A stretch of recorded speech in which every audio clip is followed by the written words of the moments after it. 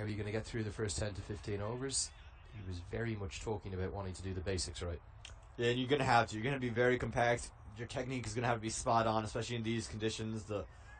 It's a very quick outfield. The ball might hold up just a little bit. That could come into play when you see Lamashane come into bowl. But right now, you're going to have to protect your off stump. And that's why Jahangir, you already see him already jumping outside towards the off stump, coming towards himself and coming towards Garden KC, trying to attack the ball while it's swinging. And that's going to miss the leg stump. Easy decision. Jags back a long way. We're 3 balls in. We don't want to get carried away.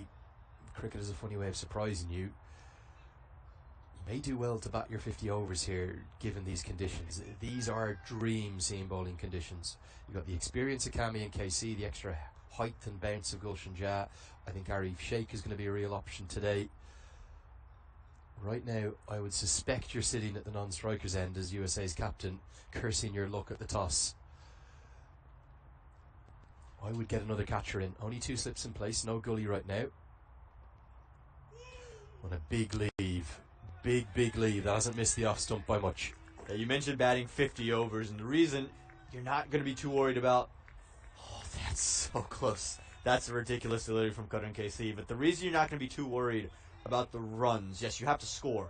But the big thing here, surviving, because we expect it to be overcast throughout the day. So, yes, will the USA batters struggle early? Absolutely. But you'll have the same rewards from a USA bowling perspective, where the ball will seam early and seam often. So it is hold your wickets in hand and keep yourself in the game. It's also the movement through the air, the swing through the air. It's going to be the big challenge. Better from Jahangir.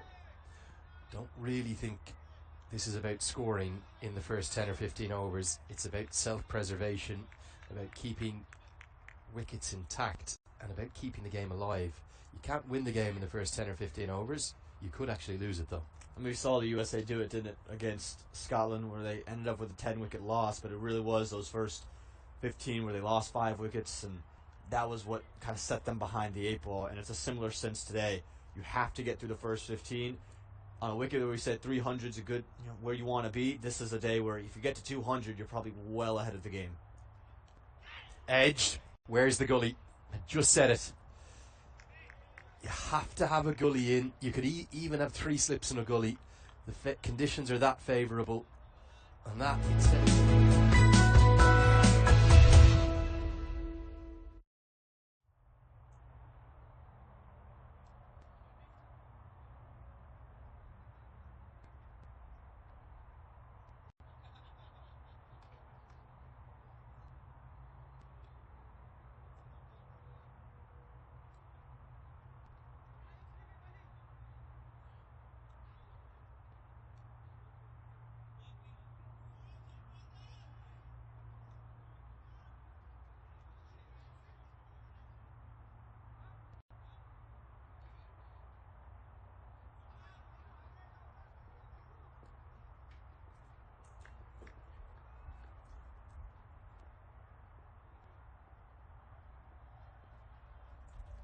First ball in for Sompokami.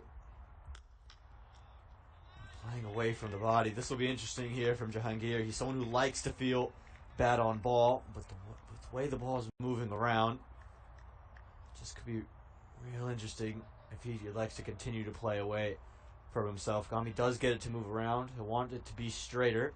But Lenny, you were calling for Nepal to be way more aggressive in the field. They've since taken the slip out. It's just the one slip. This doesn't make sense with the amount of movement you're going to extract, given the conditions. Just the one slip in place. Touch over pitch, but straight to the man. Yeah, at this end for Kami, they're going 1 slip and a gully. What I'm advocating, at a minimum, is 2 slips and a gully. I think there's even a case, you might say I'm crazy, you might say I'm being over-attacking, for 3 slips and a gully. Particularly for KC, because he's so consistent. And these are conditions that will really favour him. Kami's a bit skiddier, so the away movement that he gets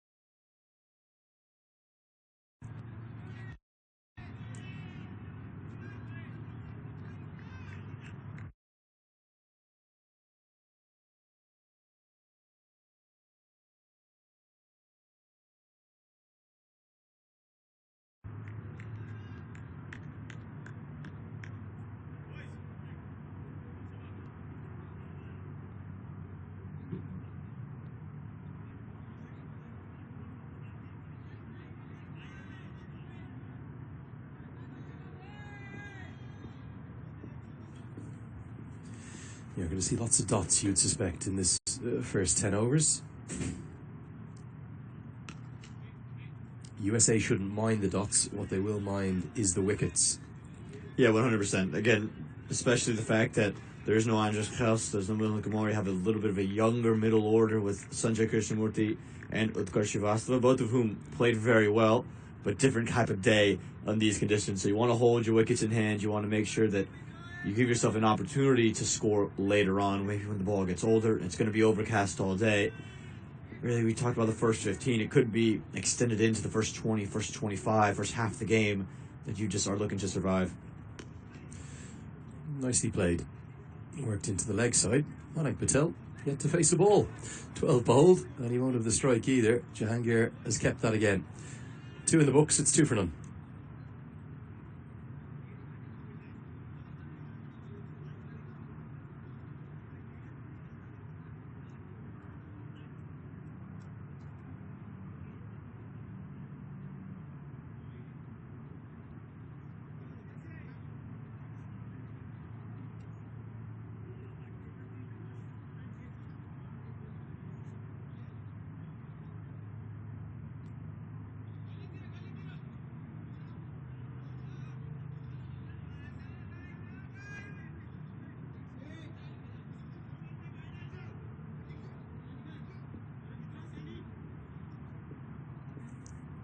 Gordon Casey to come in for the third over.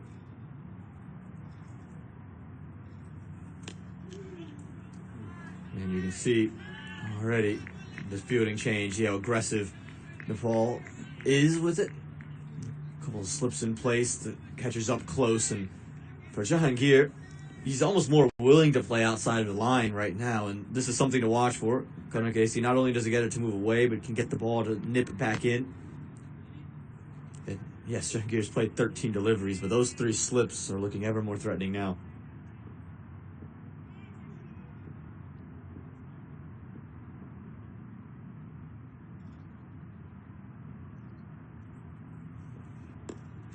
Not the right line. It's picked off, I think, of the second, but Jahangir, well, I don't think I've seen a batter be happier to get to the far end. That was a 2, wasn't it? And he just never even considered it. Yeah, probably could have been turned into 2, but I think Cheyenne is sitting there thinking, okay, well, I've played 14 deliveries. Monarch hasn't played a single delivery. Not only is it gloomy out there right now, and you can just see the amount of just dullness in the air, a little bit of mist coming through. I think that's a bit of rain, yeah. Didn't expect this, but it is such a dark morning. Now, can Nepal get one before we have a rain delay? Oh, this is close, but I think there's bat involved. I'm going to scramble through for the single because Padel's very deep at mid-on. Wait for the signal here. Oh, now. Not given as runs, given as leg buys. If there's bat involved, obviously it can't be given out, and that's what Rohit Padel's asking. What's this missing? I thought it was very close. It looks like the one to come back away from the right-hander. That looks like it's probably straight to go on and hit leg stump. Ooh, now. He's come a long way across, hasn't he? I think what Jermaine Lindo is saying is it's going to slide by, it's going to sneak by leg stump. There's the stagger of the slips. First slip, second slip and third. Second and third obviously closer up.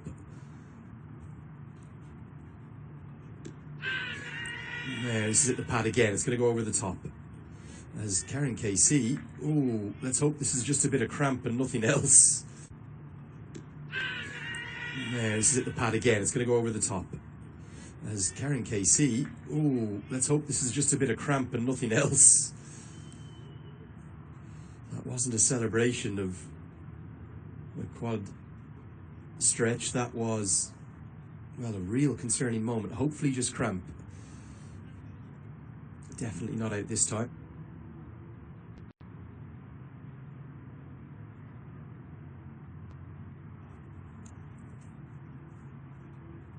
So the physios come on, Vikram Naponi. This is a big concern for Nepal because he's looked very dangerous already. You would hope from the way he reacted, it's just cramp. That's the previous one. What we're going to try and get a look at is the Manik Patel appeal. Keep your eyes on the wicket keeper here as well, Aman. This is close though, isn't it? Yeah, very. And again, it's because Monik Patel has stepped all the way across to the off stump, and it's straightened up at the end. And I reckon that's gone on to hit leg stump. That's what I thought live. Again, you can see why Jermaine Lindo would be thinking is going down leg if Monik Patel hasn't come across his stumps. But he's got into this habit of getting himself into that awkward position. Concerning scenes these for Nepal. Karen KC, the great warrior, the great warhorse, the socks and boot has come off. It looked like some kind of a... It didn't look like a pull, did it? But he is limping. This is really concerning. Let's hope he can get some treatment. It's hard for us to know what it is, and he's kind of jogging off now, so it's going to have to be Gulshan Jah or maybe Arif Sheikh who'll complete this over. And the problem is now going off mid-over, he'll only be able to, if he can get back on, he won't be able to bowl his full allocation, and nor will Arif Sheikh actually.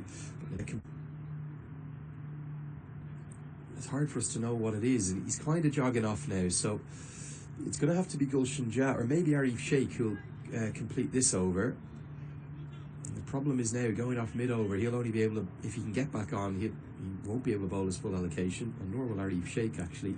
But Nepal have so many bowling options, they'll find a way. But concern on the face of Pabudu Dasanayaka, Monty Desai, and all the coaching staff there, because see Jagat Tamada there too.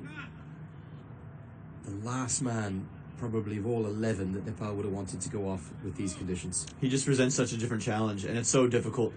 You've already seen he's been so consistent today, and he's gotten to move away and back in. This is, again, that LBW shout that looked very, very close.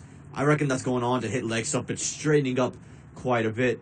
But, again, it's that different seam presentation that he's able to present, and then the consistency in the lengths in which he bowls. He's so difficult to play.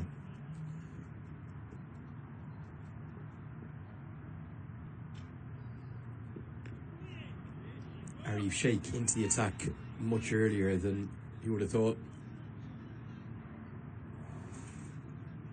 And you can see again, he won't swing it through the air as much, but movement off the surface. Yeah, and so for him, again, the line in which he starts is going to be ever so important. I think you'll see him come wider of the stumps, try to angle it in, and then move away. You already see the slips told to push out.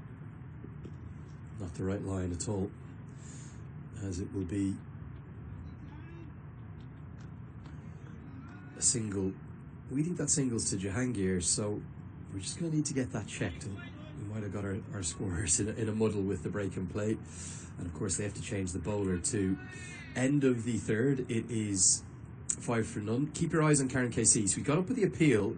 I don't think he's done any damage.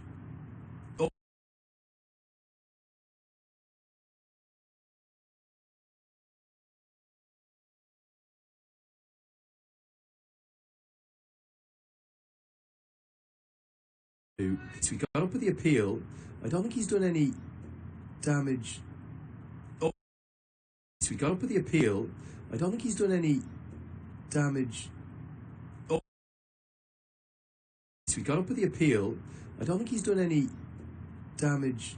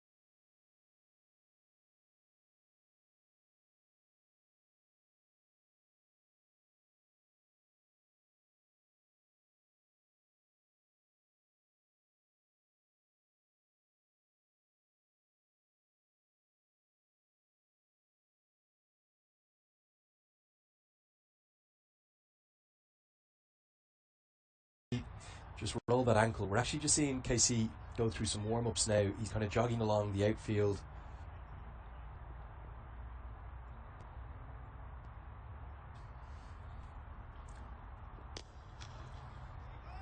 And he's just kind of testing if he's going to be able to bowl or not. It's looking quite promising. He's gone through 4 or 5 shadow deliveries, if you will, Aman. And he's looking as though he might get on back on the field at the end of this over. But yeah, Arif Sheikh will have a .2 next to his name at the end of all his overs, and KC will have a .4. You're allowed to replace a bowler in the middle of the over if they are injured, not for form reasons. I'm sure many a captain in my day would have, after 3 balls, said, right, Lenny, that's enough. I'm in the same bandwagon with you, Lenny, don't worry. It's gone 6-6-6. Time to take you off. The umpire would have said, there's nothing wrong with him. There is KC. And looking a bit more promising for him now. Yeah, the one thing for Karan KC is going to be physically can he do it, but then mentally, how much is that going to affect the way he bowls? I think as a fast bowler, and maybe really with any bowler, the less you have to think about your run up and the way you land and how a body part's going to react, the more you're able to just execute your skills, the more things that you're worried about, and that foot obviously would cause him a great deal of worry. That's where you start to see those little inconsistencies and the lack of control come out.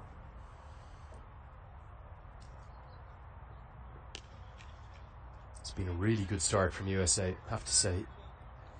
Rijan Dakal, the man who's on subfielding for KC, he would have been very tricky in these conditions.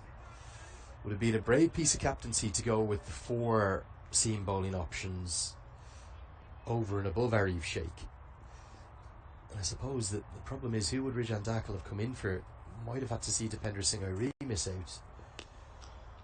I suppose Kushal Malla would have been the other option, as Gulshan Jad does really well to keep it to just a single. Halfway through the power play, 5 have been bowled, 17 for none. In these conditions, that's an exceptional, excellent start from USA. I think if you would have told them, hey, you're going to get sent into bat, you're going to have no wickets down with 17 runs on the board through 5 overs, I think they would have taken that every day of the week. And another big thing about it is you can see Monica Patel playing with a little bit of confidence. You can see him looking very compact. You can see that he's middling the ball. Shahin Jahangir's in a similar boat. And right now, you can just feel that maybe some desperation might creep out for Nepal. There's the Nepal fans. Much love, and the heart symbols are out.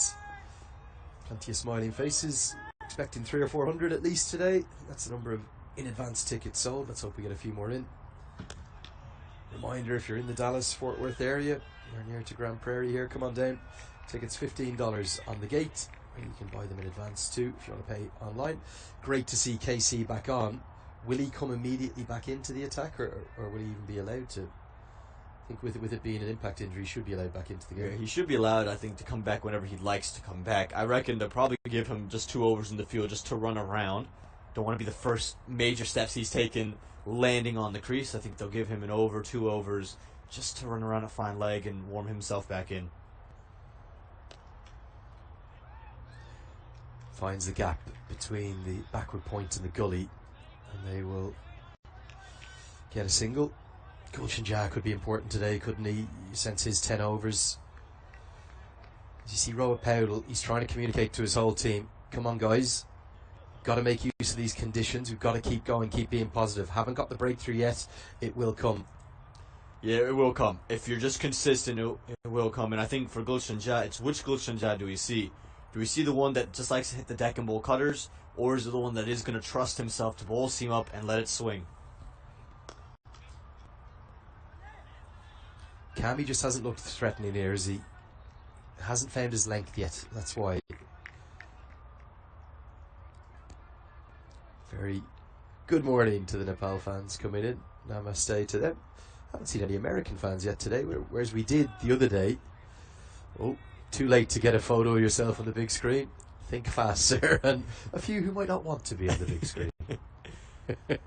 Yeah, our camera crew very good at spotting people out there, especially when you're first trickling in. You're going to get on that big screen. That's a good shot. He's kept it simple. He's taken a while to get in, Shaihan Jahangir. Understandable in these conditions. And now he gets his first boundary. a shot of real class, and Sumpalkami, again, he just hasn't found the right line nor length to bowl, and Shahan Jahangir's been very smart with the way he's attacked the pace bowlers with the new ball. He's looked to come down and across his stump, so get to off stump, and from there, he feels like he can play the shots. He's played it right under the eyes, gracefully timed, and he's just rolled to the boundary. Beautiful. Doesn't look to me to be bowling in full flow at all here, Sumpalkami. Sandeep Lammichhane is now interjecting from mid-wicket. Some advice for his captain as to where the fielders should go. And out goes that cover sweeper. I would take Kami off here, I'll be honest, man. I think these 3 overs have looked very unthreatening. Hasn't got the ball in the right area. And I would get Gulshan Jah into the attack. I think it could be his day today. But for a bowler of Kami's experience, I don't know, has he tried too much, or has he just not found his rhythm? Doesn't look to have his run-up either. Sometimes you've got to make a call, get a guy out of the attack early and bring him back later in the game. Yeah, I 100% agree with you. I think for Sumpalkami, what the issue is becoming is he's thinking too much about the conditions. He's thinking that, I should find a wicket, and if I just pitch it up, everything will happen for me. And again, with it being overcast, yes, you'll find swing, but you have to be on the right line and length. And I think for Rohit Patil, you have to sense the moment. You need a wicket in the first 10. If not 1, but 2, you have to make a move right now. Quick single. Patil picks up cleanly. Not sure it was the right end to throw to. Going to be tricky fielding today with that dew. Really is. 6 overs bowled. USA very much ahead of the contest. And Patil just finding a little bit of a grimace as well. Again, advice from Lammichhane. Okay, let's get a look at this points table, Aman, because do a bit of an update for you. Big result yesterday. We've got concurrent Cricket World Cup League 2 series, not in the same days, actually really well scheduled in between days. UAE played Oman yesterday. Big win for Oman with a completely different side. I think it was 3 of the team that played in their last series up in Canada. Duleep Mendes has rung the changes in an extraordinary manner. No Akib Ilyas, no Zishan Maqsood, no Kali Mullah. I think Bilal Khan still missing through injury. No Fayaz Butt. All happening in Muscat, but they've got the win over UAE, who continue to have a torrid time of things. And it just makes that Nepal tour of Canada that much more important, because you finally got a win for Nepal against Scotland. They were able to jump over Oman, and Oman said, nope, not so fast. We're going to keep this tight with you guys. So this is the real key. It's how important it is to find wins and find them in a hurry. You don't want to fall below the table because there's so much good cricket. Teams can flip a switch. We talked about it on the live before we came on air, where you can be really hot one day and you can fall real cold. Think about the USA from Namibia to this home tour, and then you can think about how you can just kind of flip that switch and go from cold to hot very quickly. Now, there was a long conversation between Jermaine Lindo and Rohit Patil. Arif Sheikh was involved there as well, and Gulshan Jah. I think they were checking as to when Karan KC can come back and bowl. Maybe because he's been off the field for those couple of overs, he has to wait those couple of overs to come back into the attack. And rather than it being Gulshan Jah who's going to replace Sumpalkami from the far end, it's going to be Gulshan Jah in now to replace Arif Sheikh. I'm not too sure about this. I think Jah was the one to replace Kami. One slip and a gully in place. What can the teenager do with his spell? Starts. Now they think this is out, and it's given. Shahan Jahangir cannot believe it. I think he thinks it was a bump ball, but he's going to have to walk off. Was this the tamest of dismissals, Aman Patel? The change of bowling that we asked for, it works, and it's Gulshan Jah who makes the incision in a bit of a surreal fashion. Rohit Patil, that win against Scotland, every move he made basically resulted in a wicket, and it seems to be done the same today. Was this a bump? Again, Gulshan Jah went up straight away, but Jahangir was never concerned until the umpire lifted his finger. He actually had to have a look at Russell Warren, the leg umpire, to whether that's come off the ground. Let's have a second look at this. Oh, I think it's a really good decision. I think it's very good. And Gulshan Jha, well done to him to have the awareness to get down low. He's a tall man to get down. And again, right away, Jahangir points down, but Gulshan Jha knew it straight away. Handshake from Sandeep Lamachani and Aaron Jones, welcoming Aaron Jones back to the international game.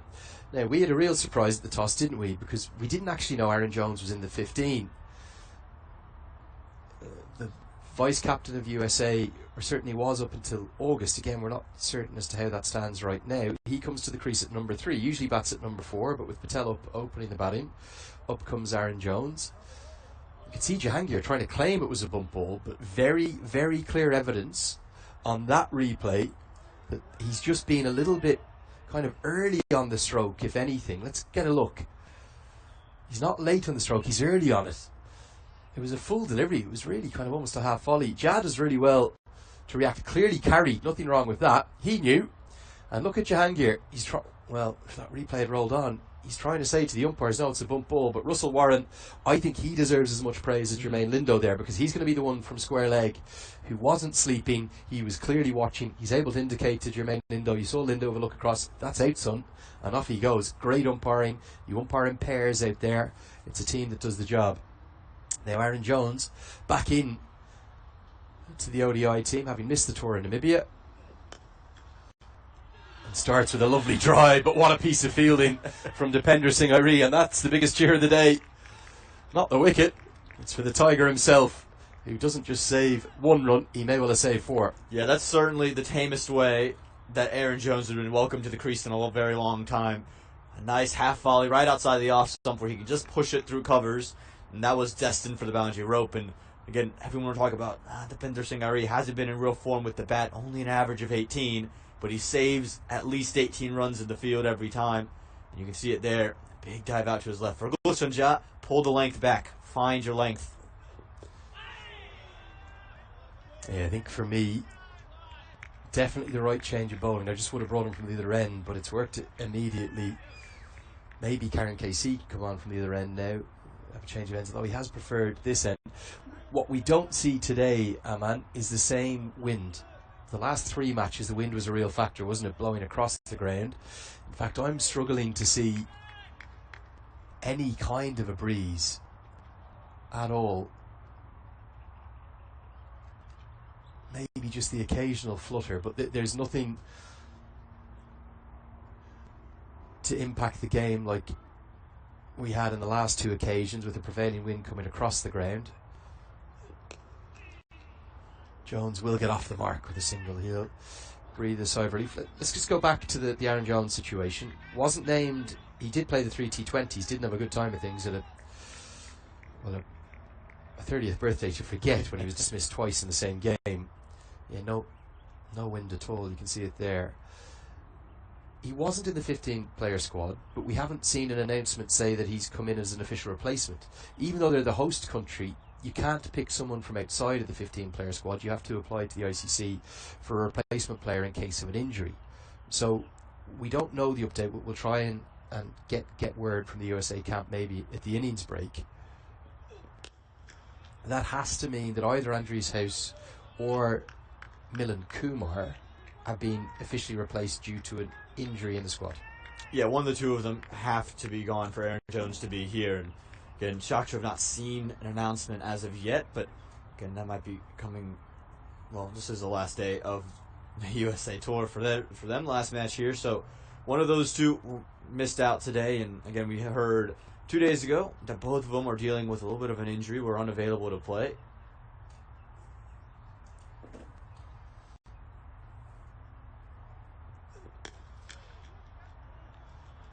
Really good start from Gulshan Jha. Wicket in his first over, 7 bowled, 24 for 1.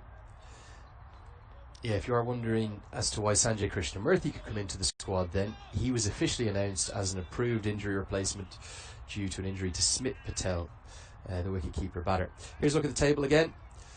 For Nepal, we did have a few messages, didn't we? We did a social media live thing before the start of the game today from people saying Nepal won their first 3 ODIs of the year. They were against Canada. They're going to win their last 3 ODIs of the year. To do that, they need to win today and win again on Monday against Scotland. A lot of relief with that win only their second in this series 4 days ago. You're just hoping that steam rolls into momentum, and you have to now jump Oman and get into that middle pack to make a hunt for the top 4. But with Oman's kind of resurgence with the new 11, it's going to be very tough because they're playing on the opposite side of the world right now at this very same time, opposite days, but they're going to be able to rack up points. So it's ever so important to find wins here. And Lenny, they haven't listened to you, and I reckon you were right. Sumpokami will continue, so either that means that Koran KC is still not feeling ready to go, or Horpado feels that one more from this end for Sumpo will do the trick. Yeah, I think Karen KC's gone off the field again. Because Rijan Dakal is on, and I'm just trying to... I don't see him anywhere. So Karen KC's back off the field. We're going to see... There he is. Well, that is concerning, isn't it? I don't know, he didn't feel the ball when he was out there. He is tough as old boots. I really mean, he's so strong. He's so fit. He's kind of a funny guy, because you see him on the TV, you wouldn't think he's that big, but when you get up close to him, he's almost like a wrestler, isn't he? He's so strong. So whatever he needs to do to get back on the field, he will. But clearly, a little bit of the movement, even just jogging between the overs, he felt he wasn't right to bowl. That's meant that they have to keep going with Kami. But Kami, for me right now, he's not getting his lines or his lengths right. And the big concern, I think that might be an ice pack on the ankle right now. He's in the greatest possible hands. Vikram Naponi, the long-serving Nepal team physio. Well, he is a magician. He's a wonder worker. He's looked after me a couple of times, and I've been sick on tour as well. Kindest guy you'll ever meet. Became a father last year as well. Real sort of family associate cricket, isn't it? As Patel has to run it quickly to make sure he's not run out. You love kind of being in and around these teams, don't you? Everyone kind of all part of one extended cricket-loving fraternity. Yeah, and it's because, again, there's so many challenges to get to the field that when you're on the field, you're just a unit. You're just together, and you know it's a small world, and everyone a part of that world just is almost welcomed with open arms. And you see that not just with the support staff and the players, but even those who cover the team, those who follow those teams around. It's an exceptional thing to see up close and in person. This one will get through Lamashane, and they'll come back for a second run.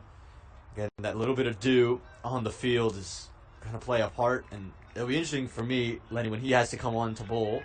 I reckon he will at some point. How wet is that ball? It's 2 new balls, so you won't reckon it's as wet, but what condition is it like? Can he grip it? Can he turn it? And for Aaron Jones, it's almost a gift, I would say. I didn't think batting at 3 would have been the best thing for Aaron Jones. I thought Simon Kumalo would have come in here because he opens and comes one down in the T20 game. With the ball swinging around, he's the more technically correct bat. But with Sumpokami not finding the right lengths, he's almost just given an opportunity to get back into the speed of ODI cricket. Yeah, the other challenge, we spoke about this as well, didn't we, for Scotland's batters. There's only 4 ODIs in the series. Now Jones played the 3 T20s, so it's not like he's out of match practice or he might be a little bit out of touch. But this is his favourite format for me by a distance. I know he was the hero at this ground against Canada during the World Cup. He was the hero in the CPL final. I just personally think he's a much better ODI player than he is a T20 player. That's not to say he's not a capable T20 player. He's been the hero on many an occasion for USA, and indeed now down at the CPL too. So 8 overs bowled, 28 for 1. So the challenge is the same in this series as we spoke about for the Scottish batters. They won their first game by 10 wickets. They didn't have T20s beforehand, so it's only 4 ODIs in total. That's only 3 potential knocks for numbers 3 through 11. For Jones, this is the last ODI for USA in the series. So I suppose that the question would be for me, was it a case that they didn't get approval for him to come into the squad in the last game? They wanted him to play, and that's why they went back to Madani. Madani looked okay for his 25, but they actually wanted Jones in the team. But if that was the case, why wasn't Jones in the squad in the first place? It's real confusing. And again, it doesn't give Aaron Jones a real opportunity to get back in amongst game speed. The last time he's played an ODI was the 21st of August of this year, so it's been quite some time. He's played a lot of T20 cricket, and it's just a different game. The ODIs, especially the associate level. And in these conditions, it's not easy to get in and just kind of set yourself, especially the way Aaron Jones likes to play. The one thing that'll benefit him is there's no real need to go out there and try to score runs quickly. And Aaron Jones typically starts his innings off a little bit slowly. He'll take 10 to 15 to just kind of see himself in, and then from there can really turn it on. But yeah, it's just interesting that you don't give him another opportunity earlier in the series. Our thanks to these men. The servicemen of the Grand Prairie Police. Beautifully bowled Gulshan Jha. You felt it might be his day. They've been here ever present throughout the series, keeping us safe. And I tell you something, from chatting to a few of them, they're getting more and more into their cricket. Isn't it amazing what exposure to the sport does? And I suppose for USA cricket, for Major League, who are doing such a good job of it, just have to find a way to get more American eyeballs being introduced to our great game. Yeah, then there's multiple different avenues to do it. Yes, coming here and watching a game is probably the ideal way, but speak about what John Boy Media has done for the game and where his kind of breakdowns have done for his audience of really baseball fans who have almost started to turn into some cricket fans, or at least adopt the sport as a second one for them. Oh, now the last thing Nepal need is another injury, as they're going to scamper a single off the deflection. Let's hope, most importantly, Gulshan Jha is okay. I think it might have hit the part of the boot that has a bit of protection, almost kind of, it was like he opened it up for a soccer pass. He's just double checking that he's okay.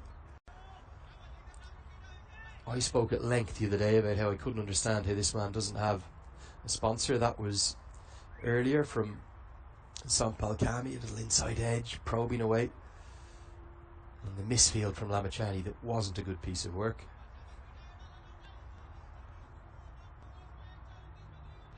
But yeah, I spoke at length, didn't I, about how does Gulshan Jha not have a bat sponsor. I hope he's got a boot sponsor. That's a poor delivery, and Jones will cash in on the wit. Good shots, and well fielded by Nash Kenjigay too. Just a bit too full and a bit too wide. Really stylish stroke from Aaron Jones back into the team. Yeah, that's a dream delivery for Aaron Jones to get. Remember the first ball he played, he got a half volley that was stopped brilliantly by Depinder Singh. Gulshan Jha has just missed the line of length altogether. Has to be much straighter, pull his length back, and Aaron Jones, he's too good of a player to miss out on that. Even after not playing an ODI for a couple months, he trusts his hands to the line of the ball. He's a real opportunity to take a wicket if you're on the right line of length, because he will poke and prod. Gulshan Jha just has to be more consistently on the right line. Now Jones starting to warm to the task. Not sure that's the right length, is it, from Gulshan Jha? Too full the previous ball, too short this time. Look at how helpful the conditions are. Do the basics right. Not what they're doing right now in Nepal. And Aaron Jones, well, he's got a real point to prove. He gets to double figures with his second boundary. And you're just wondering, is that little knock on the foot affecting Gulshan Jha's mind more so than it is his body? He looks fine, but you can see those two deliveries. He's just trying to force it. Too full, overcorrects, it goes too short. It's still too wide, and that's why Jones is able to free the hands.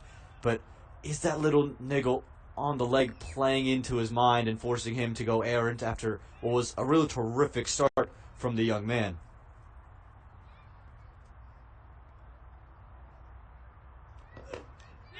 Inside edge, and so nearly bowls him.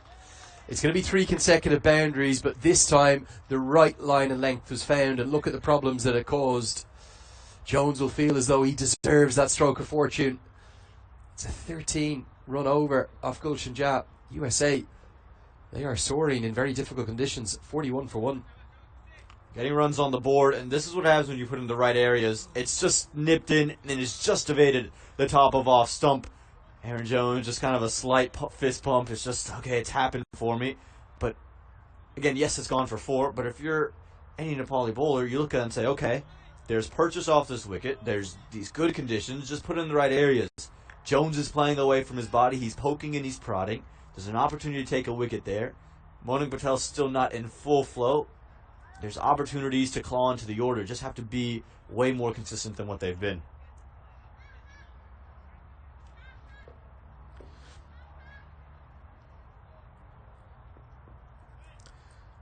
So 9 overs bowled. Vikram Napani is herring around the outfield again. Good diving stop by Kushal Bertel.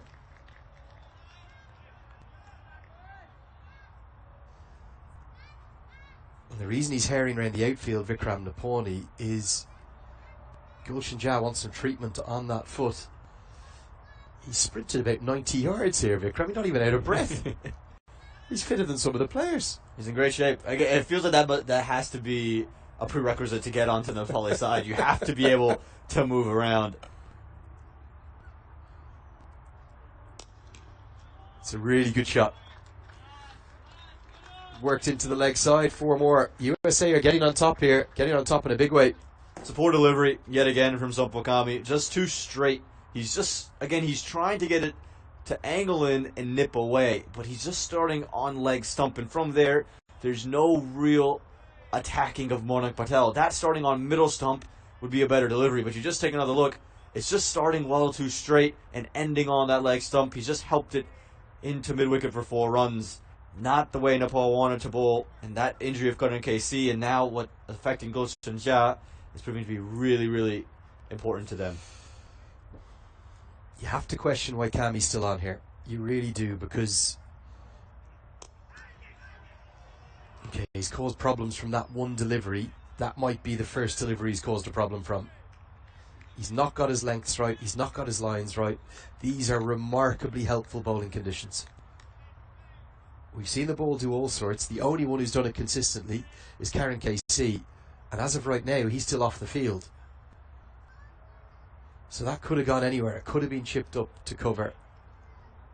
But Rohit Powell's got a problem on his hands here, doesn't he? Because if Karan KC can't bowl, he's only got Kami and Jha's frontline seamers, then Arif Sheikh. That's going to be 4. Might have been a fraction of a chance, but not really. I think it's a good stroke. Great effort from Rohit Powell, but I don't consider that a chance. It's 4 more. 2 better deliveries from Sompokami. You would say just based on the line, they're starting a little bit further outside the off stump towards middle. But Monak Patel is just helping himself in the leg side, and yeah, it's just hit a little bit too firm for Rohit Powell. A half chance only because he was so quick to move out to his right, and then the big dive, but you're not going to say, should have been taken. It's not a chance. For me, that's not a chance. If he gets something on that, it's maybe 3 runs saved at best. Kami is proven ineffective here. That's better. I'm going to sound like a broken record here. All you need to do in these conditions on this pitch is do your basics. Hit a line in length, and all of a sudden, you're okay. And again, where was that line? Right outside the off stump. As Monak Patel, he's, again, still coming across himself, just poking, and just trying to keep his off stump intact. So from there, the ball didn't really do that much. It's sort of nipped away, but Monak Patel was just trying to play all around it to avoid the edge. You just have to be consistent on this wicket.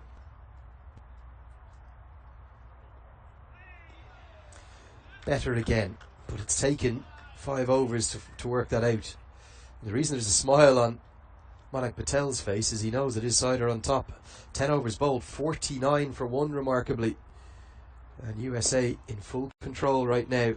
Nepal left with a lot of thinking. Okay, let's give you the latest Cricket World Cup League 2 update. Got to touch on Oman again here, Oman, because that is going to be the latest series. Again, you can watch all that action live on ICC.tv. Tomorrow the Netherlands will come into action. Looking forward to seeing how they go. I think that's a strong squad they have. Look who's back in it. Roloff van der Merwe.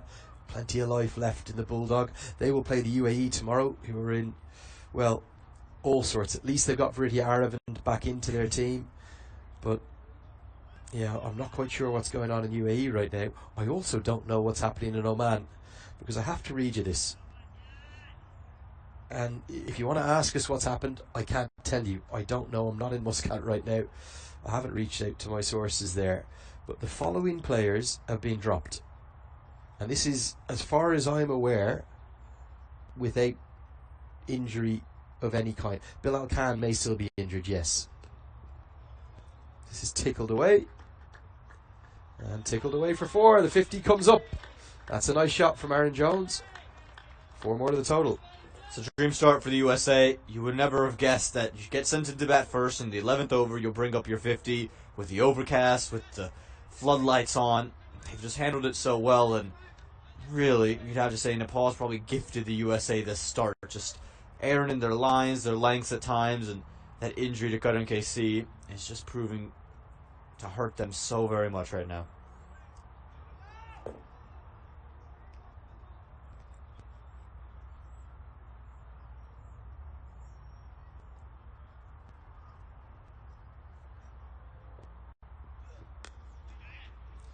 And good running follows up the boundary of the single. So let me just touch on this Oman story because it's quite remarkable. And I didn't get to watch the action yesterday. I did see the highlights. There was a lot of turn on offer. Sameh Shrivastava, the leg spinner, who was in the squad in Canada, was the star of the show for Oman, and they got the chase done. They took a long time to do it. So the following players who were in Canada are no longer in the squad on home soil. So as far as I can tell, only 5 players have retained their place. Jatinder Singh, who remember was missing in recent times, he's now the captain. Aki Bilyas, I don't know if he's been removed as captain permanently because there hasn't been a full announcement, but Jatinder Singh is captaining this squad. Shakil Ahmed is still there.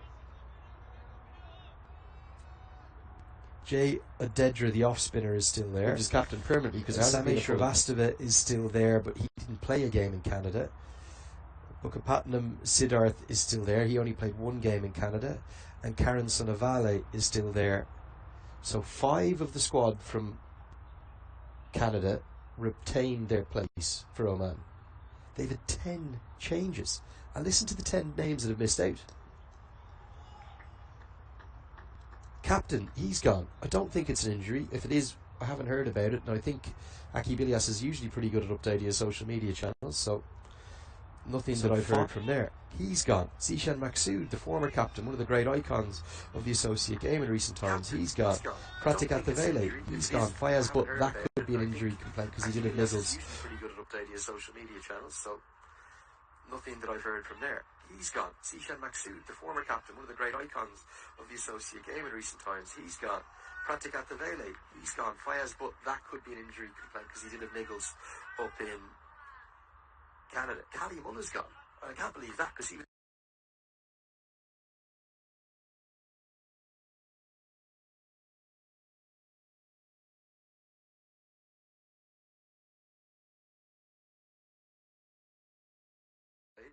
that doesn't have its very biggest names. I'd never heard anything of that effect. And again, especially coming off the success and tough conditions in Canada, 10 individuals is what is very different. If you change 2 to 3 guys in the squad, absolutely. But the captain to miss out, Kalimullah to miss out, Fayaz Butt is lovely cover drive. Trademark Manak Patel. USA right now are all over Nepal, much to the chagrin of the Nepal fans who've come here to Grand Prairie. Yeah, that's it for Manak Patel. That's the shot. Now, just lets you know that he's in full flow today. Probably just a touch over pitch from Gulshan Jha, but it just speaks about the ability of Manak Patel. He's really played that one on the up in complete control, just outstretched hand, wasn't able to get there. Picks up 4 runs. This is good stuff from the USA. 60 for 1 after the 11th over, Lenny. They're well ahead of the game. Yeah, not what we expected at all. This is looking terribly ominous for Nepal. And then Bilal Khan is the other one who's not there. I believe he suffered a pretty severe shoulder injury, so that will be injury related. But as far as we know, there's definitely been 10 changes to the squad. For this series, there's definitely been a change of captain. And then, well, I guess what Oman will say, what Dulip Mendes will say, is, well, it worked, hasn't it? We beat the UAE in our opening game. It was Shrivastava, the star, with 4 for 25. I think he's a huge talent, that leg spinner. Shakil Ahmed, consistent again with 2 for 22. And wickets for all the other bowlers. Great to see Amir Kaleem back. What a servant he has been. But some of the players they brought back, this is a real blast from the past. Munis Ansari, who first onto the scene in 2015-2016, bowls like Lassie Malinga. As far as I'm aware, I think he's 41. Mohammed Nadeem, great to see him back. The Benjamin Button of world cricket, 42, looks like he's getting younger every time I see him. Still very fit. As we see Sandeep Lamachani come into the attack. We were not expecting spin to play a big part today, given the conditions. And he's got a tell there because of the amount of dew that's about. But Nepal are going to need their star bowler, the fastest 200 ODI wickets, to be at his very best. Because they need this game to change, and change quickly. He starts with two lovely leg breaks, beats the outside edge twice. It's a really good move in the terms of you're almost desperate. You just don't want to say, all right, just keep bowling seam and hope something changes. You have to change the rhythm up for both Jones and Patel. And Lamachani is that trump card up your sleeve that you have. And you get him to play Aaron Jones early in the innings, and that's where Jones can struggle against spin and really eat up a lot of that balls. A little bit fuller this time, and an excellent piece of fielding. Well, it's Dipender Singh Airi again. He's gone reverse hands, gone around it almost like an American football wide receiver. And he got a great piece of it. If he got all of it, it might have been a run out. Yeah, Aaron Jones was looking to run off the misfield, and I think Moning Patel said, look, I've been here the entire time. I've seen what Dipender Singh Airi can do. I don't want to run on a misfield at short cover today. But yeah, Aaron Jones was halfway down, almost 3/4 down before he was sent back to turn.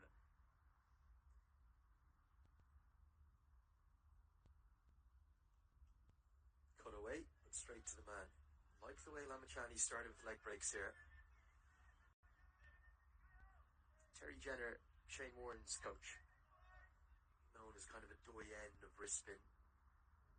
I was lucky enough to work quite a lot with him as a young wrist spinner in Ireland. Just as I say that, he changes it up and drags it down and will be pulled away for 4. What Jenner told me was you earn the right to bowl your spell.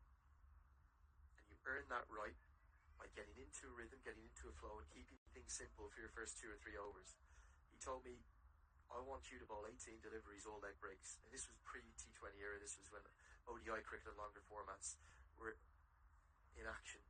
Lamachani looks for something different, gets pulled away for 4. Yeah, again, the lack of control and consistency and discipline from Nepal are shades to what they did to USA in that first matchup that they played, where they probably should have come away with the win. But they just allowed USA to get into a rhythm through bad deliveries off bad line and lengths. And again, a drag down, but it's hit straight to the man. Oh, you will not believe this. Lamachani strikes, but not in the way that you would have felt it. And Aaron Jones, well, he can hardly bring himself to leave.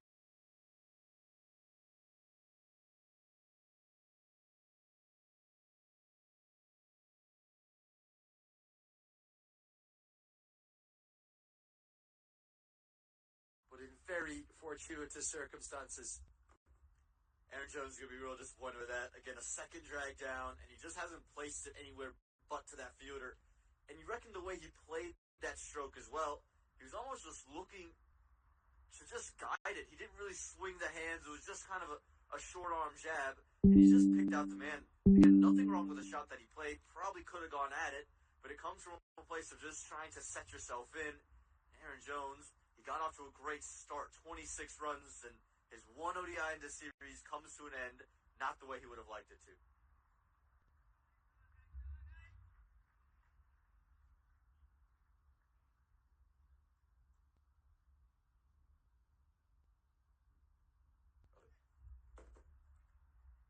Aaron Jones, he's going to feel like he's thrown that away. Should have been better. Should have really found a way to get that one up and over. Again, it's a classic stroke that he plays. He gets onto the back foot so quickly, and he just skies it straight through. This time, it's just almost a short arm jab through the ball instead of playing with the full back flow. And now it's Sateja Mukamala at 4, who's come in, and even with the flying start that USA have gotten off to, they'd still be ahead of the game as Jones goes 26 off 20.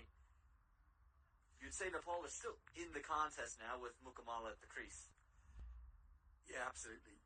But they've been pretty poor. I've got to say that, apart from Karen Casey, Gulshan Jazz being inaccurate and expensive, Sampal Kami, can't remember a less effective spell for Nepal for him. And so much so that there's now two spinners operating in tandem in hazy, gloomy conditions, floodlights on, a ball 6.1 overs old at this end.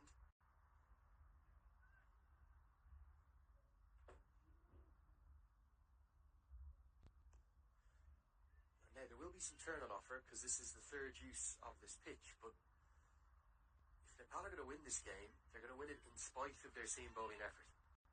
And that's remarkable, thinking what we woke up to this morning.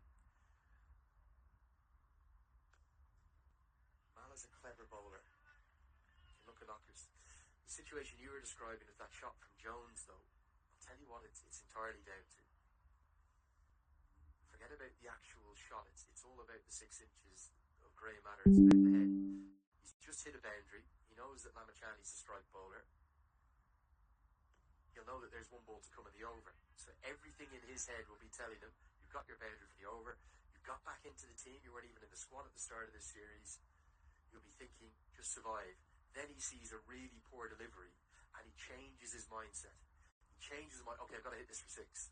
But he was never thinking about being able to hit it for 6 at the start of the ball. As a consequence, he gets caught in those two minds.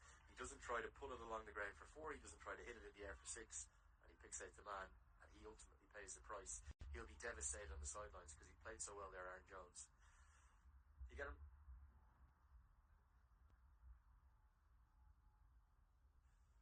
He got himself a start there, and he needed to cash in. The USA needed him to continue to play because he was seeing the ball onto the middle of the bat. And what you didn't want was to get Mukamala out here so early. Again, Krishnamurti, Srivastava played well, but you can just see there's a little bit of nerves eyeing through that dugout now. Mukamala will get off the mark immediately with a single. Just 2 runs from Kushalmala's first over. It is 66 for 2. See if we can find Aaron Jones there on the sideline, because he is, well, going to be distraught, isn't he? And look at him, you empathise with him, you really do, because he played so well. It's the cruel thing about cricket, isn't it? You get out, that's it for your day if you're a batter. Zayza Joseph, the S&C coach, he's empathising, but that's cricket. You get one good ball, a bad ball, you get yourself out. You've got to go and think about it on the sideline. There's no second chances. You got to go about do it. And he's had enough of the contemplating. He's seen himself on the big screen probably too a couple of times, and he says, "All right, I'm headed to the bag. You guys can't put me on here anymore." I think he has seen himself on the big screen. He said, "I've had enough of this. I'm going to the dressing room."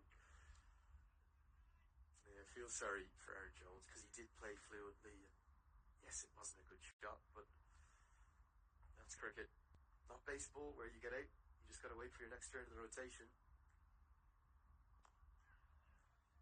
Mukamala probably hasn't had the series he would have liked in the ODI format. A few scores in the T20s and a great tour down in Namibia. He's still so young. You'd like to see him, or think of him, in this American side for, well, maybe the next 2 decades. And that's the beauty of kind of this middle order of the USA, with him at 20 years old, with Krishnamurti at 21, with Srivastava at 17. You just see the next era of American cricket blooming. But Mukamala has been short on the runs since that ODI, that T20 series, where he actually came up quite nicely, where he was able to find a 47 and a 68. But since then, it scores of 0, 11, and 10 to follow. So he's going to want to try to put himself back into the run-scoring position.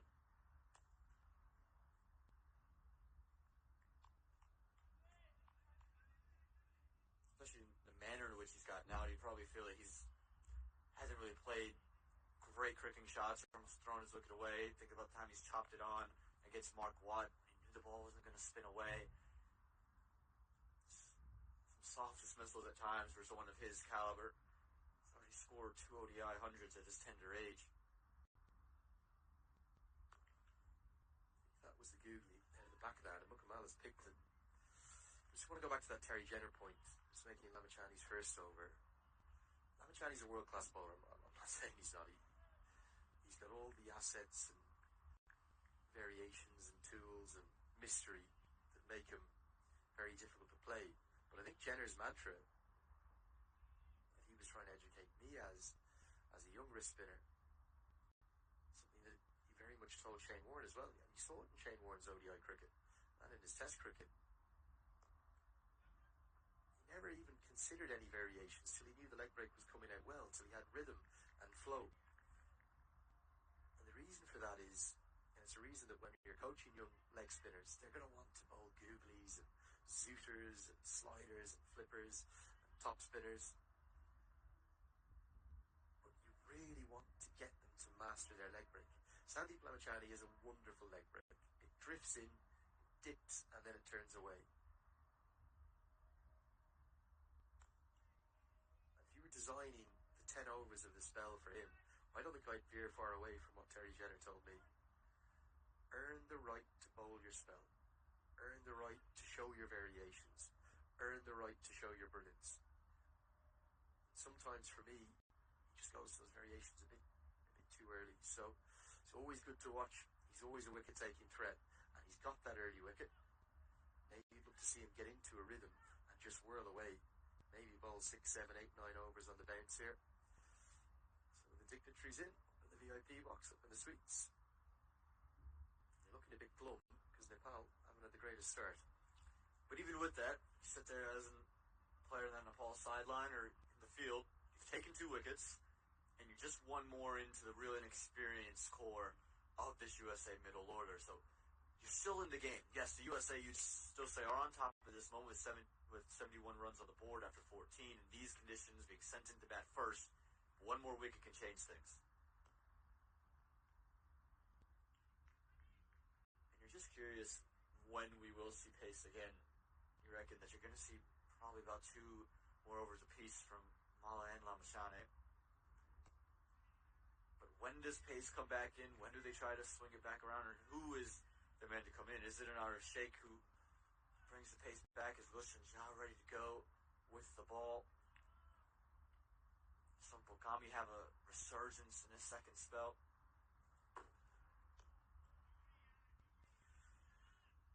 You can see why Rowan Powell's gone to Mala here. He just wants a bit of control. And his seam bowlers didn't give him control in the most helpful of conditions. Real lesson here for Nepal from these first 15 overs. Look at Mala. Mala's just doing the basics right. He's not doing anything else. He's saying to Saiteja Mukamala, you want to use your feet and come down the track, take on some risk, try and hit it over long off or inside out over extra. Please be my guest. I'm not going to miss. I'm going to bowl line and length. I'm even going to toss it up a little bit, try to tempt you. The seamers, with the team analyst, Raman Koti, will look at their pitch maps of their, what do we see, 12 overs of seam ball, 11 overs of seam. And apart from Karen Casey's efforts at the top, where he looked so threatening, as Mala completes a maiden, they just weren't good enough. They really weren't. They were all over the place in very helpful conditions. And as a consequence, I think despite losing 2 wickets, USA, they have won that first session. We're going to get to the first drinks break. We're going to take a break here too in the commentary box. And we're going to get to those questions that you might have on social media in the second session. So get them coming in. Use that hashtag CWCL2. Or you can message directly at Cricket Badge to me, Andrew Leonard. Tell us where you're watching from, please, as well. And Ahmed Patel, my co-commentator, at AP Sports News _. We will get to those questions in the second session. Can Nepal fight back? At the moment, it's almost all USA. 71 for 2.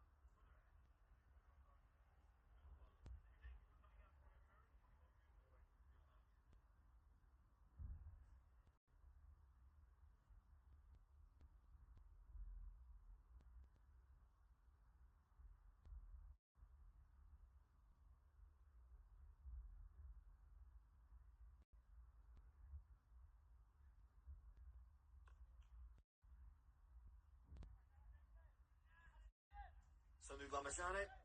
To continue into the second session, we thank you for sticking with us here in this Cricket World Cup League 2. ODI between the USA and Nepal.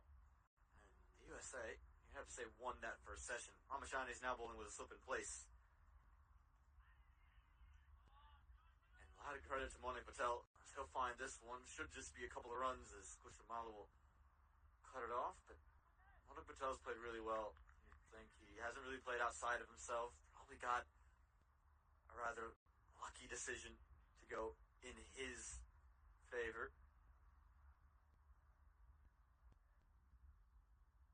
But other than that, it's been real chanceless. He's just played the merit deliveries, 1s and 2s. Nepal have to get a wicket in this session very, very soon. But life has just been so easy for Monik Patel in the middle. He's just able to guide the ball wherever he liked to at the moment. And there's been no real pressure, and that's really due to a lack of consistency from the Nepali bowlers.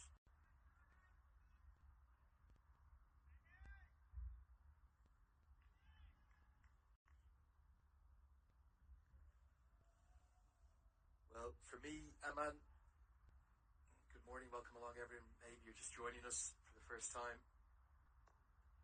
Lamachani again goes to the googly, just too easy to pick him off into the leg side and picks him off for 2. Good running. In fact, Kamala, picks him off for the couple. For me, on this entire tour of North America, including Canada in this, you see Mukamala showing his agility and conditioning to get back for the second. That was one of their worst sessions. And you might say, oh, you're not going at more than 5 per over, the game's still in the balance. It is still in the balance, yes. It's another googly from Lamachani. Mukamala, I think, is picking him out of the hand quite comfortably. Lalit Rich Banshee's on as a subfielder now. So that means that it's not just Karen KC who continues to be off, but I think Sampal Kami is off the field too, so real concern for Nepal. But for me, given the conditions, given how helpful they were, given how big a toss it was to win, and given the inconsistency of Nepal's bowling in that first session, I think that's been one of their worst sessions on this tour, just as I thought they were coming back to their very best. You can make an argument, it was actually Kushal Patel that was off, sorry, not Sampal Kami. You can make an argument they should be unbeaten on the USA leg. They could easily have won all 5 games. There's been some really good stuff. But they just got it wrong this morning. So the team talk there during that first drinks break. This is where you'll need the senior players in the team to stand up. You'll need Sampal Kami, Arif Sheikh, Rohit Powdell to come together, to Pender Singh Ari, to say, hold on guys, that's not good enough. We've got to be better than that, and we've got to do our basics more consistently. That's the big concern. I'm not sure whether we're going to see Karen KC bowl again today. He did get back on the field briefly, but due to an ankle roll in what was just, the 5th over? The game might have even been the 3rd, I'll get that checked. It's meant that they're shy of who's been their most consistent fast bowler here in America. It was just the 3rd over of the match. 10 balls into his spell. And Nepal have real problems here. And we thought the toss might dictate the fate of this game. Right now, USA are saying anything but. Again, the one bowler that was giving you any consistency is gone with Karan KC, and it almost continues to worsen, it feels as if, because you can see him now struggling to put really any weight on it. He struggled with any bit of consistency, like you mentioned, Lenny. The one thing you would say from what you want for your senior players to say, hey, look, that was not a great session on our part, but we're still in this game. If we do the basics right here, we can claw our way back. We take 1 wicket, and USA are still scrambling. We're still in the game. Don't give up the fight here. There's still plenty of opportunity to do it. Kushamala has been a great example of what they should do. Because there, Sateji Mukamala hasn't looked to push the ball. Monik Patel hasn't really looked to be expansive. They've just pushed straight down. If there's one, there might be. But everything else, it's just dot after dot after dot. It's an indictment, isn't it, Aman, that by far the most consistent bowler thus far today, and I'm not talking about the figures, I'm talking about the pitch maps, where they've landed the ball, has been this man. Kushal is a great young all-rounder. He's still rich with potential. His bowling is probably his slightly weaker skill. He's more of a batter who bowls a bit. He's been the only one who's bowled consistently today. He's doing a real job for his captain here, as you always need to be careful running to Dipender Singh, but that was well to his left. 3 from the over. USA won't mind about that too much for the moment. 81 for 2. Just want to update one thing that I heard about during the drinks break. Want to apologise for this, as I did miss it. Akib Ilyas not dropped from the Oman team at all. He is attending to a family emergency. I think his mother, unfortunately, is quite ill. So all of our thoughts with Akib Ilyas. We're hopefully going to see him in the Nepal Premier League. He has been signed. Wishing him well. And that's the reason for one of the 10 changes, but the other 9 still very dramatic for Oman, particularly the absence of the likes of Shoaib Bayan Khan, Pratikant Bele, Kashyap Prajapati, Zishan Maksud, 5 long-term, long-standing starters. As Lamachani is going to continue. Back to this game, Aman, who else is going to bowl here if Karen Casey can't bowl? They've no shortage of options, as always, Nepal. But where are you going to turn next, I suppose, and how long do you keep this man on for, Sandeep Lamachani? I think this over will depend a lot for Sandeep Lamachani. If he can do this for 6 balls, I reckon you can bring him on for 1 more over. If you're thinking about where you go with the ball, is it Dipender Singh time already? I don't reckon it is. It feels a touch defensive to go there already. Outer Sheikh, I would have thought was the man. To be quite frank, I thought he's the man that could easily affect this game in a big way, but he just hasn't been consistent. But if you were to make a change, I think Outer Sheikh's the next man in. Or you can look at a Gulshan Jah, who bowled well until he got hit on the foot with the ball and then started to spray it around. But if Jah is good, feels good with the foot, I'd probably turn to Gulshan Jah next. I'd give 1 more over to Kushal Mala. And then you can then maybe replace Lamachani from this end with Gulshan Jah. Wouldn't be a bad option if he is fully fit, but struggling with the pace bowlers now. Just given the injury to Qatar and KC. There's no doubt that Santeja Mukamala is picking Lamachani. That was the googly. He's picked him. He's worked into the leg side for 1.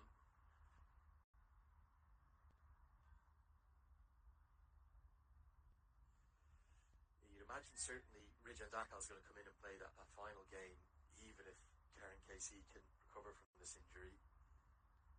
Another googly. Did Manak Patel pick that one? He's almost bowling as many googlies as leg breaks, kind of 3 and 3 per over. And I don't love that idea, because you're just getting the batters ready and accustomed to it, and he's not landing them in the right areas. He's letting them play it off the back foot. Oftentimes when it is on the front foot, it's almost over pitched. He's got to take a pay. In ODI cricket, you have so much time to just find your length, find your rhythm. Get in T20 cricket, you might go to googly a bit quicker, but just be patient. Another googly. This one nearly gets through. 18 overs bowled, 83 for 2. They're getting a lot of questions about Karen Casey. How bad is the injury? What's happened to him? Let us show you that incident again. This was in the 3rd over of the match. Nepal's most consistent bowler on this tour. That's actually just one more look at the Lamachani googly that Mukamala read. We'll see if we can get a look at the Karen Casey injury.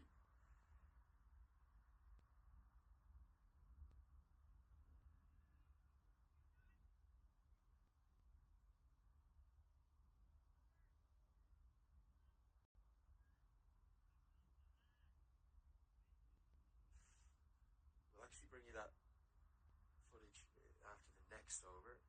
Kushal Mala is going to continue. Also no sign of Karen KC right now down in the Nepal team dugout. I would suspect that's because he's getting treatment in the dressing room. Like this field that Mala's got set, he's got a very straight mid-wicket and a very straight extra cover. He's almost kind of like a wide mid-off. No one behind square on the offside bar and backward point. Almost trying to goad the batter into doing something different, playing an orthodox stroke, because all the bases down the ground are covered. It's really smart because you see the way Mukamala and Malang Patel are playing, very straight batted, not looking to go across. So he's almost daring to close the fat face and try to go through mid-wicket. Really good from Kushal Mala. We could bring in the Hawkeye and show you where he's landing it. He hasn't missed yet, has he? No. Every ball has probably been within the size of a T-tail you could lay down. And again, they take on Iree, who affects a direct hit. Big appeal. Umpire Russell Warren. He's unmoved. How quick was Iree? Again. It's really well placed from Saiteji Mukamala. You can understand why you run it, because he's played with soft hands well to the left of Iree, but he was off to the races, almost anticipating Mukamala's play there. And Malang Patel almost kind of pulled up at the end. He was just kind of slowly walking over there, I think because he had committed to the run early, but this is the magic of Deepinder Singh Iree.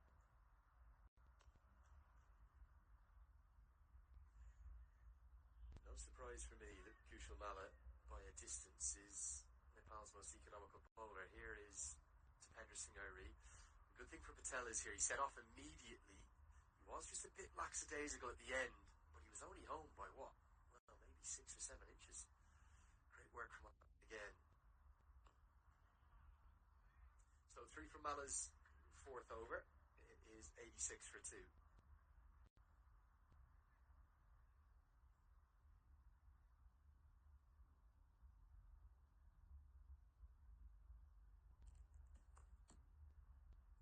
Now, this was in the 3rd over of the match. Watch Karen Casey's left ankle.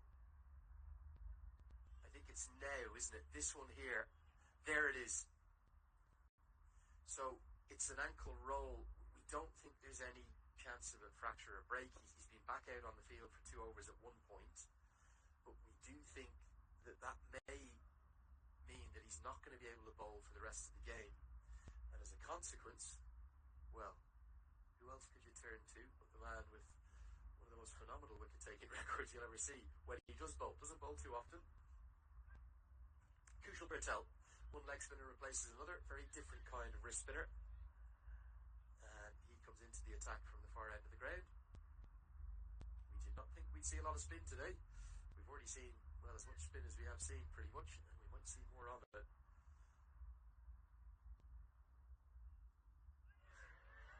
Well, there's a big appeal. It's a delayed appeal. Asif Sheikh was convinced. By Russell Warren, less so. This will make for an interesting replay. Well, it seemed to be only Asif Sheikh at first. Patel didn't go straight up. It was Sheikh who gloved it and then was straight up. But even Arif Sheikh there first slip wasn't quite convinced. Mukamala's had issues cutting the ball on this tour, so it's very smart to attack that region of his game right now. Interesting to see if we get a look.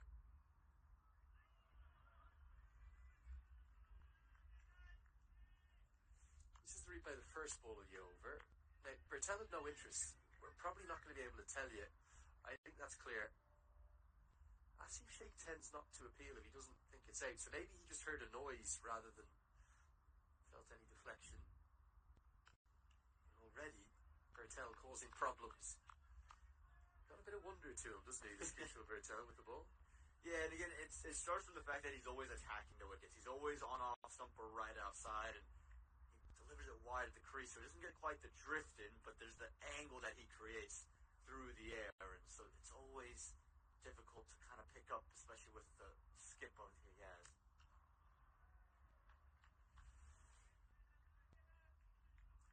Yeah, I think I was telling you maybe the last game that after Nepal's comfortable win over Scotland, this is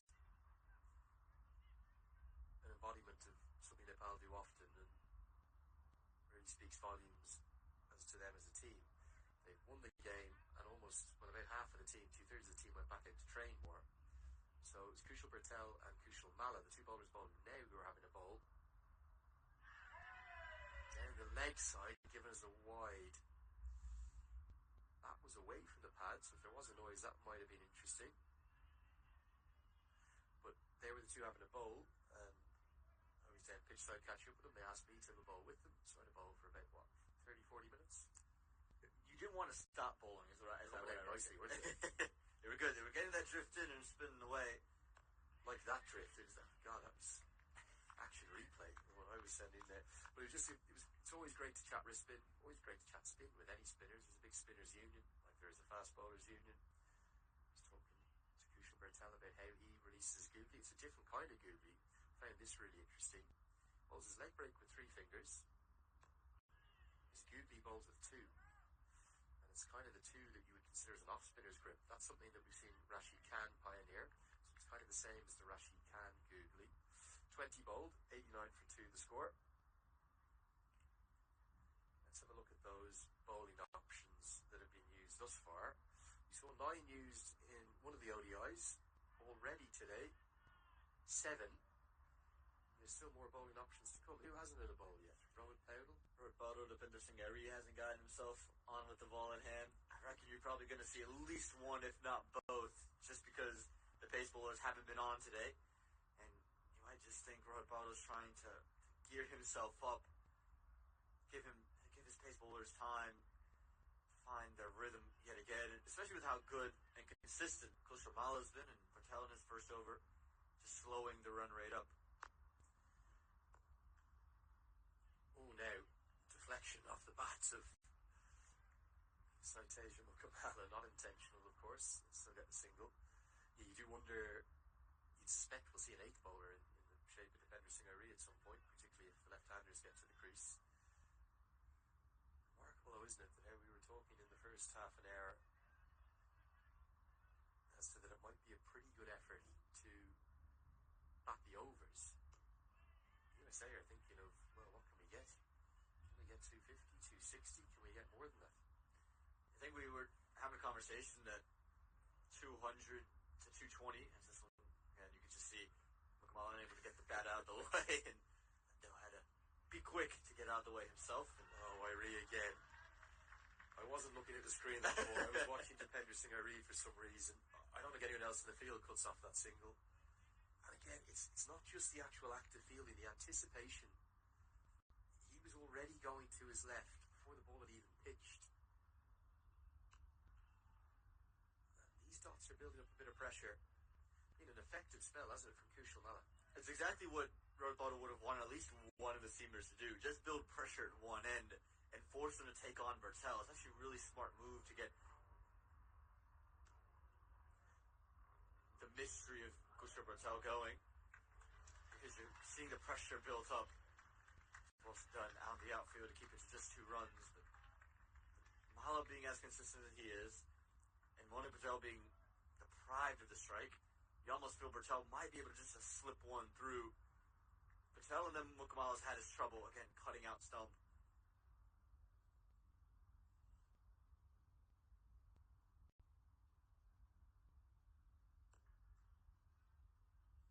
So 4 from Malla's 5th over. He's halfway through what could be a full 10 over allocation for him.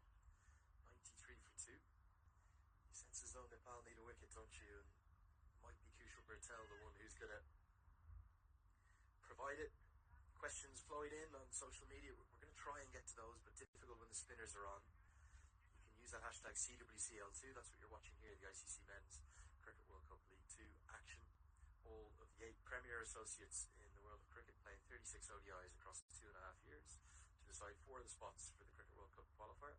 You can also message directly to me, Andrew Leonard, at Cricket Badge Cricket, BADGE, on either Instagram or Twitter. And we will try and get to those questions and comments maybe when the seam bowlers get back on. Just let us know where you're watching from as well. You can get my co-commentator Aman Patel at AP Sports News _ as well. Something I promised I'm going to do during one of Nepal's ODIs. I forgot to do it today. I'm going to print out a map of the globe. And I'm going to, because I love when people send in a message at Cricket Badge. Hello Andrew, I'm watching from X. I'm watching from Sweden or from Australia. We know there's a big Nepalese fan contingent down in Australia in particular. But I'm going to get that map and then I'm going to get a highlighter.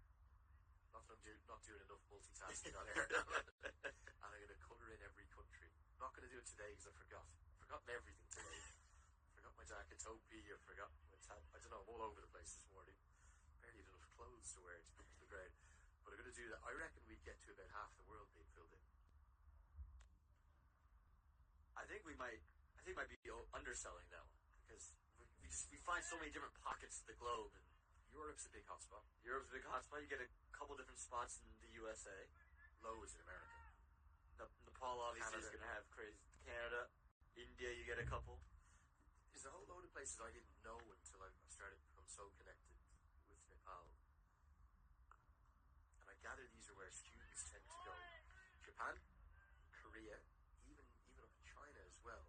That surprised me. I think the areas we might not have as many pockets, and again, correct me if I'm wrong, if you're watching on from South America or from Africa, I don't think you'd have as many people from Nepal there. But Europe, I'd say close to all of the EU countries. Gonna run a quick single. Irie again, a live wire. And this one's flooded into the boot of Saitaja Mukamal. Let's hope that he's okay. North America's got people from Nepal everywhere. Lots of Nepalese restaurants, isn't there, too? But yeah, I reckon we go over 100 of the 200 odd countries. I think you're right. Again, you got Australia we've heard about already, Sydney and Melbourne. New Zealand we've heard about a couple of times. I think we got a South Africa shout in there once, so I'm sure there's plenty more where that comes from. Not a bad idea. Maybe we get the Excel spreadsheet and have to carry another piece of paper and just check them off. There's a website you can click on the country, but no, I'm not going to do it today. Too much going on in this game. But if you do have an exotic place you're watching from, not a weird place. I said weird and wonderful the other day. If you have an exotic place you're watching from, send us in those messages at Cricket Badge. You can do it privately or publicly on direct message on Twitter or Instagram, and we'll get to those when we can, when the steamers come back into ball, which they are now. So that will allow us the chance. As Rowan Paydell says, enough is enough. Question from Madan Sapkota, watching on from Tauranga in New Zealand. There's a good, glamorous, exotic start. God knows what time is it in New Zealand? Man, you can maybe look that up. Let's have a look. The question is, it's not going to be Gulshan Jan. It's going to be Kushamal's continue. Gulshan Jan measured out his run-up. 36 ODIs. He's asking how many games do each of the 8 teams play? And it's actually a really good question because in the last cycle they played 36 ODIs. Is a good diving stop from Kushal Patel. Saves the single. Even though the teams have increased in this cycle to 8, they've stuck with the same number. So what it means is you have a very slightly lopsided balance. There is one country that you don't go to. You'll go to every other country. You go to 6 of the 7, if that makes sense. So you'll go for 3. I'm going to explain this slightly straighter. You go for 3 away series, 3 neutral series, even though they're away, and then you'll have 3 home series. So that makes 9 series. So as a consequence, there's one country you don't go to. You go to 6 of the other 7. Nearly a catch. You have to say Mala would have deserved that through sheer patience, which is what Paydell asked for. This nearly carries to Arif Sheikh of that kind of straight extra cover. That's what we were talking about. They've deprived one of strike. He's just lost that touch that he had. And you can just see him now poking and prodding, playing with hard hands for the first time all match long. Yeah, Kushamala deserves one. It feels like something is going to give at some point in the next couple of overs. Yeah, so what it means as well, because you're hosting 3 home series, I think there might be a few anomalies to the calendar, but generally each team will host a home series in 2024, 2025 and 2026, as this is the almost leading edge that's so nearly carried to Asif Sheikh. Excuse me, Arif Sheikh in the outfield. Asif obviously has the gloves on. They do trick us, those 2 brothers, don't they? Both Sheikhs, both double A to start with. That's Arif Sheikh doing it. We're lucky that one of them does have the gloves on. Otherwise, I don't think I would get in trouble. It would just be all over the place. And our man from Tauranga, 6:05 a.m. He's joining us. No, he's just messaged me. He says it's 6:06. Oh, there you go. I'm one off, guys. One off. I jest, of course. But yeah, there would have been the option to expand it, and that would have made it 40 games if you went to every country. But I presume the budget's probably already set. And with the Netherlands in the Cricket World Cup Super League in the last cycle, that Super League is now defunct, doesn't exist anymore, which is, for somebody who loves ODI cricket like me, and I know so many of you love your ODI cricket, that's a real shame, because it means that any ODIs that full members play against each other are in essence only for the rankings. There's no other context to them. The Super League was meant to give context to every ODI. I feel really sorry for the ICC with it, because they worked so hard to get it into place. It wasn't perfect, because every side didn't play each other. India and Pakistan still not playing bilaterally. So it was only 8 series rather than you should have played 6 home and away. It was kind of a compromise. But the big issue was then, the COVID pandemic hit just as it was starting. And in fact, I think the very first series was played in a bubble between Ireland and England. This one's cut away. It wasn't a bad delivery, but Pedro's going to have to do very well to cut this off, and he'll dive and chase in vain. The hundreds come up in the last over, and USA capitalising upon this great start. That's a phenomenal cut shot from Manik Patel. Look how close to stumps this is. It's the googly that's just come back and straightened right outside the off stump, and he's done well to be able to squeeze that behind Rohit Botto to get 4 runs. Do you wonder if there's a few slightly tired bodies for Nepal? They played a lot of cricket on this tour of North America. Not just the official games, 12 in Canada. They played a number of games against the High Performance 11, then up in King City. They then played 3 T20s in the Stake Stars and Summits Trophy. Had the warm-up then against USA A. So it's great to play so much cricket, but sometimes it can lead to a bit of fatigue in a performance like this one, where they've just not been great. They certainly haven't been at their best anyway.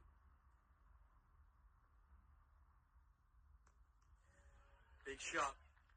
And Manik Patel says, well, this is only a part-timer bowling to me. I'm going to take him on and smash him all the way for 6.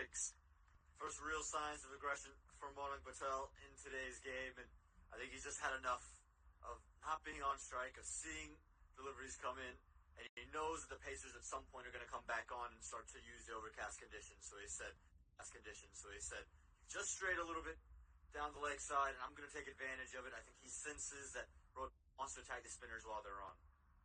Yeah, quite a few American fans now found their way in to the ground, including Manik Patel's new wife.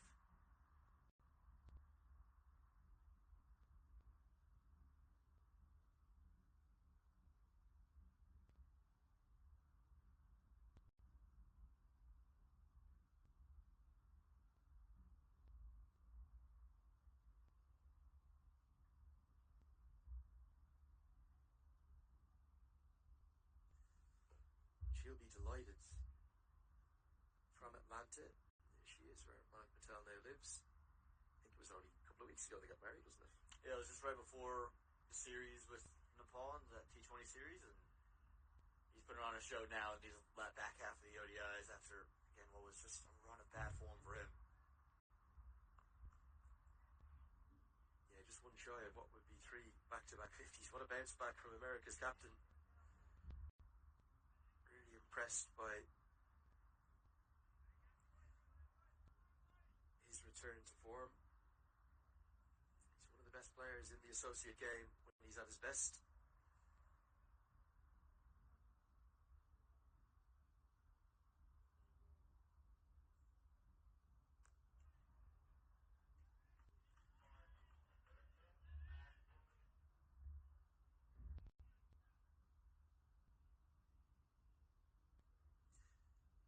Now, I hope I've got the right lady. There is Manik Patel's wife on the right. I think that's right. Let's hope we've got the right person, Aman.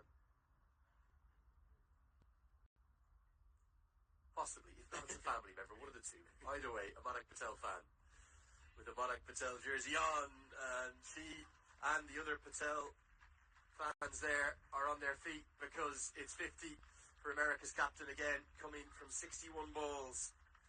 What a fine knock. And it's 3 back-to-back ODI 50s. It's been, well, a challenging time for American cricket, but their captain, he's doing it with the bat again. Brilliant knock here from Manik Patel. Just everything was in control. Again, it's very different to what we saw in those T20s where he tried to force deliveries. This is his better format. He took his time to get in, and now he's taking advantage. You can see him start to pick on these runs and get an important second session where a wicket or two could really turn the game. He's put his head down, he's turned out an innings, and now he's taking advantage of it.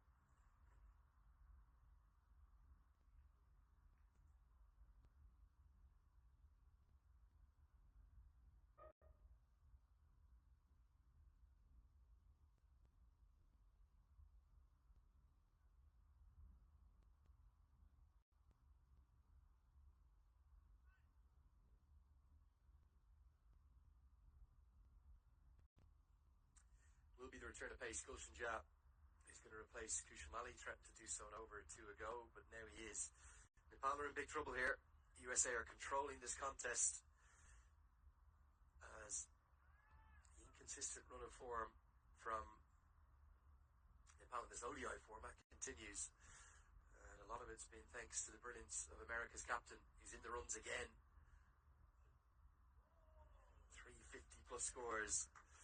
With the seamer on, we can get to a few comments and questions. If you have any questions, remember just use that hashtag CWCL2 at CricketBadge on social, and I will get to them as best as I can. Down in New Zealand, it's now the 3rd of November, which is the main day of Tihar. So that is called Bhai Tika, and that's the day when sisters bless brothers with Tika. Is that something you do in Diwali as well, or a bit different? A little bit different there. We do have a Rakshan Bandhan ceremony that's a couple months earlier, where it is the same thing where sisters bless brothers, and then there is a ceremony very similar to that where during the 10 days of Diwali, the brothers will then go ahead and bless us. Do you take Tika? Can you explain to people what that is? Because I've had it blessed upon me. It's a really nice gesture. Yeah, it's just this great sign of respect and almost just kind of, you're just wishing prosperity upon that person. You're putting your warm wishes, and it's a really cool tradition. And you would know when someone's gone to the temple, or you've done the holiday, and it's a little fun, almost intimate moment as well that you'll get to have with a family member or the individual doing it. You can almost make jokes while they put the tika on. And pickup shot into the leg side, and that's going to get good reward. It'll get 4. Short ball has looked very easy to put away, hasn't it? And it's going to be 4 more. So Teja Mukamala plays that shot excellently well. He doesn't really rock on to the back foot. It's almost a front foot pull shot, but he gets himself into a good position where he sets up where his hands can be free. You'll just see the front leg open up a bit, and he just pivots off of it and swivels around, finds himself 4 runs. It's a good shot. Gulshan Jha not quite the pace to rush on to Mukamala.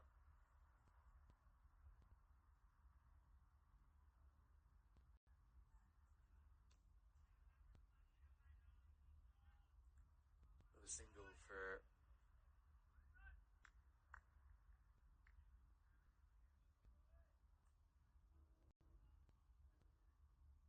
Mukamala. Approaching the halfway stage. Well, we've seen high scores in this series, haven't we? Just that one low-scoring game.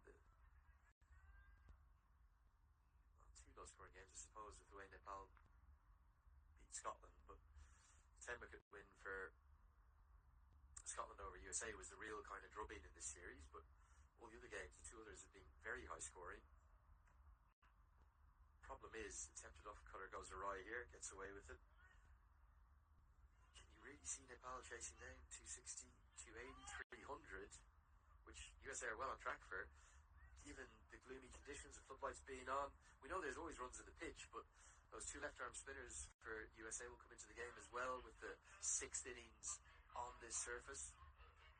I think a lot of it's going to come down to the fact that you have the pace bowlers, and who for USA is going to be that consistent figure with the seam up. We saw Jesse Singh be really expensive just 48 hours ago, where he didn't find any line of lengths, and if he's in a similar manner, he'll get dealt the punishment. Shadi and Shkolku have to be good alongside Sarabhat Volker, with Jesse Singh having to fight back. Cut away nicely from Patel for 1, but again, for Nepal, if you're not out of it yet, you'll have to see how USA go about their pace bowling as the 25th over comes to an end, 121 for 2. You're well behind the game at the moment. You have to claw into the wickets, but if USA do get up to that 300 mark, that 280, 300, 320, you're just talking about the fact that can you take advantage of the seam bowlers the way the USA did? Take advantage of when you're inconsistent. Talk about the 8th over and beyond that, the seam bowlers come on and runs just seem to flow. Well, ever since Karen KC went off, the first 3 overs were good. And then the only other low blocks have been Kushal Malla offering some control. Ever since then, Nepal haven't really had any consistency with their bowling. So much so to the point whereby they don't know who's going to bowl this over. You can see Rohit Paudel come in and have a discussion with the players. And this is almost a gamble now, isn't it? I don't mind getting Bertel into the game. Good call to get him into the game. 3 overs for 20. Patel looks in complete control against him. No slip in place. This is a roll of the dice here from Rohit Paudel to keep him on. There is a bit of turn on offer. The reason for that is the 5th use of this pitch, 5th innings on this pitch, 3rd match.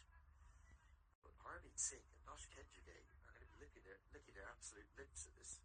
Yeah, ball's starting to turn, and I like the move to get Kushal Bhartula now, just because the intent of Monak Patel.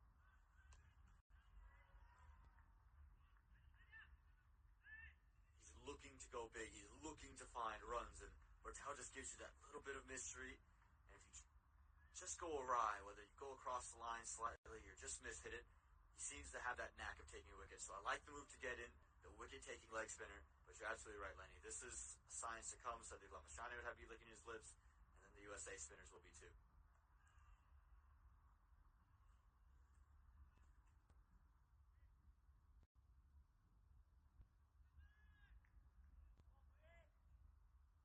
And for Monak Patel, I think he's only done half the job. He's got to continue to sit in here and battle through. Yes, look to be positive, but no need to throw it away. It's better from Patel. He started the oval with a big, audacious slog sweep. You just don't reckon you need to do something of that nature yet. Again, shots through cover, getting down, middling the ball, building this partnership with Mukamala will just frustrate Nepal to a point where then they start searching yet again. And when the seamers come back on, they're almost bowling well too defensive for the conditions. Well, he hasn't scored fluently, but what you'll say is he's picking out the ball well out of the hand. We saw Lamashani's googly failed to trouble him really from ball 1. He's able to pick it out, and then even with Bartel, he's picked the googly. He just thinks it's only a matter of time before he gets going. That's picked up, and picked up nicely from Mukamala. It's a shot of liking. Again, he just swivels and pivots so nicely onto the back foot. He's picked everything well out of the hands, and that's what's allowing him to just go and play with a clear mind with the full bat face. 6 runs to close out. Was brewing up to be a good over for Bertel. 8 runs from it thanks to this shot. It's not even that short. He's just gotten deep in his crease and he's swiveled so quickly. Brilliant stuff here from the USA. Again, we just reckoned that on this surface with these conditions, it was a toss to win and to bowl first. And that lack of control and lack of early wickets for Nepal have really cost them. Costing them in a big way with these 2 in the middle, just looking so untroubled. Wilson will have the ball yet again, and that last over from him wasn't at his best. He was over-pitching it. He tried to go to the cutters, I thought, rather too quickly. There's still conditions for him to be successful. I just don't reckon he has to go so defensive so quickly. They'll bring in that deep third. Tells you it could be a pace-off over.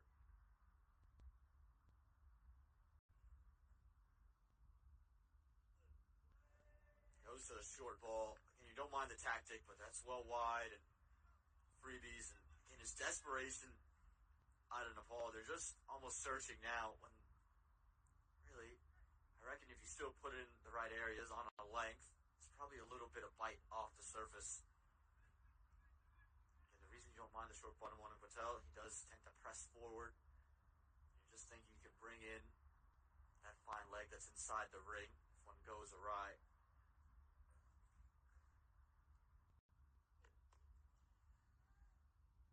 Real questions to answer here for Nepal. We didn't expect this. We thought the toss would be big. We know that USA's batting is their strength. There's no doubt about that. This has not been a Nepal side at its best or anything close to it. In fact, I think their first session was one of the worst of this entire North American tour.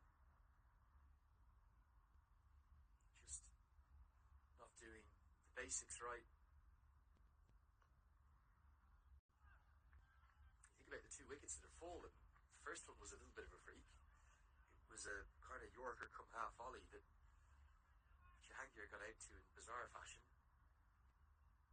And then the other one was a long up from Sandeep Lamachani. So this could be even worse for Nepal without those two moments. And again, outside of Karen KC, and then some good economy and effectiveness from Kushal Malla, the rest of the bowlers have been nowhere. And again, it just goes to the lack of consistency. And almost just getting flustered straight away. As soon as we saw runs starting to be scored, you just felt that Nepal went into their shell, went into this bubble of survival mode rather than looking to be aggressive and be positive.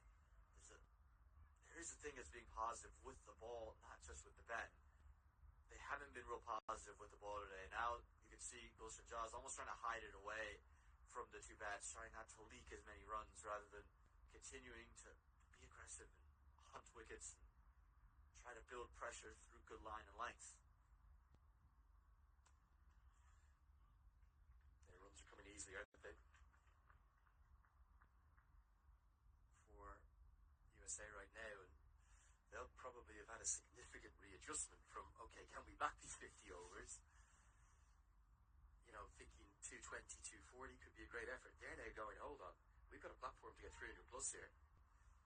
We've got Patel with 3 scores of 50 plus back to back. Captain leading the way at the crease. We've got batters to come. Saiteja Mukamala back to his best. They just haven't landed 2 balls in the same place consistently, have we? And as a consequence,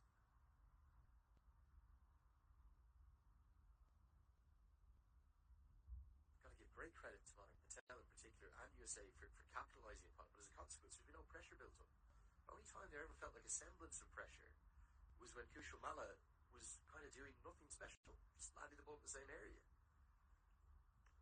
Again, more inconsistency, cut away, and Dakal has to do really well to save the boundary. Can't think of a single phase of any of the bowlers apart from Malla and Karen Casey where a bowler's landed 4 or 5 balls in the same spot in an over. And I just think Gulshan Ja's doing too much. He's trying to bowl the cutters. He's bowled one that's trying to come inside, one to go outside. He's done well there, Rajan Dakal. But, like, to your point, it just seems to be far too defensive right now and just sporadic. They're just flustered by the fact that they didn't get those early wickets. They don't have that pressure, and they're not sure where to go from here. I think at this point, you have to hand the ball off to someone who you know is just going to be able to give you 6 deliveries in a consistent area. You have to bowl in tandem. I think, give great credit to what the USA did 48 hours ago to Scotland when they bowled Harmeet Singh and Nash Kinjigay in tandem. It was Harmeet Singh keeping the dots in check, and then Nash Kinjigay was able to take the rewards with the wickets. And I think right now, Nepal have to find a way to do that. Whether it is, okay, Deepinder Singh Airi, you come on. You probably aren't our wicket-taking option, but you can just create pressure from one end, and you're hoping RF Sheikh can land from this end.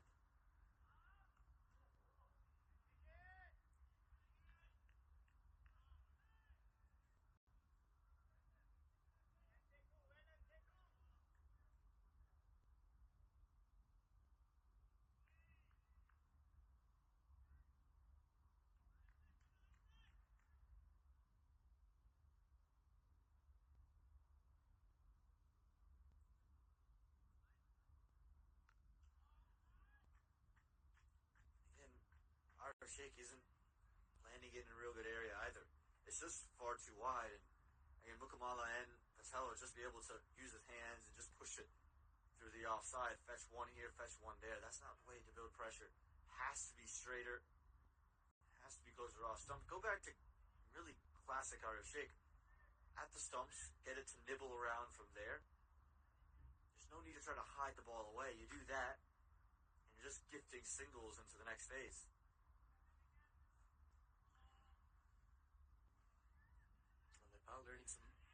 tough lessons here.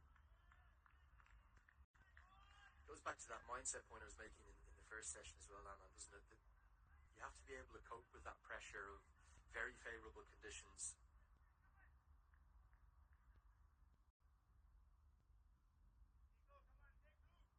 And respond to that by, rather than making it a pressure on you, putting pressure on the batters. I think I'd be tempted to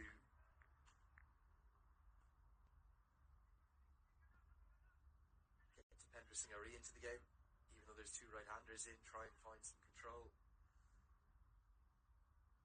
We don't have any update on Karen KC either. Yeah, look at that, another ball. I know it's a dot in this instance, just inside the guideline. That's not where Ari Sheikh is intending to bowl it. And the USA fans that are in,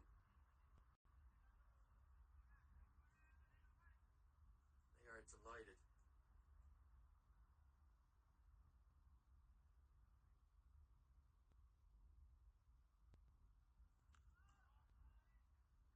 Yeah, this is looking too easy.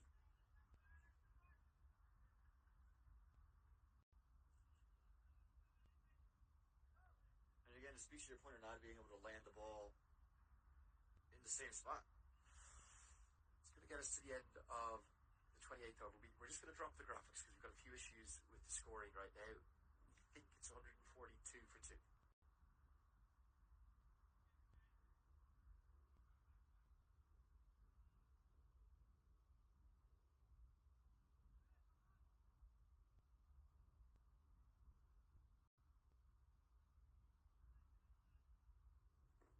I love that shot. And right now he's saying, cheerio Rhinos fans, cheerio cardiac kids, it's all about USA right there. I gotta get a conversation with him because that's a stunning little jacket, whatever you want to call it, with the Statue of Liberty on the bottom. I need to get myself a version of that as well. USA, US, you can almost hear it, can't you? Not sure about the sunglasses. Yeah, both of them got sunnies on. There's no sun to speak of at the moment. Floodlight's still on.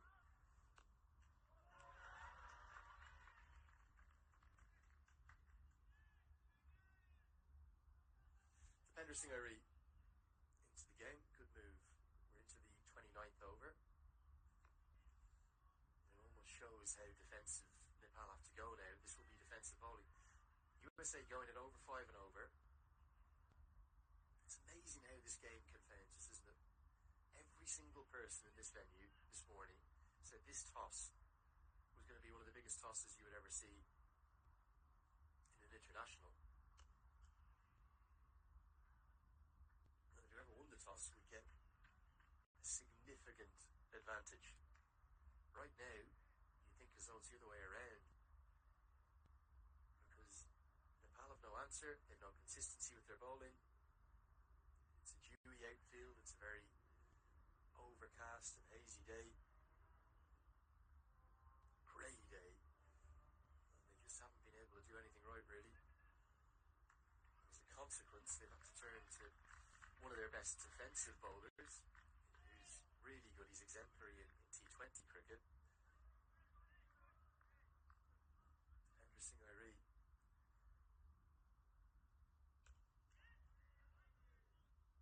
Patel continues along his merry way. That is a misfield from Dakal that will allow a second. He's not been on his best. Still no Karen KC on the field. Just going to check these graphics if our scores have been able to patch them up. Nearly, they're getting there. That's the end of the 29th. It's 146 for 2 now. Sister, yeah. Yeah, this is from what I could tell. He tagged his sister.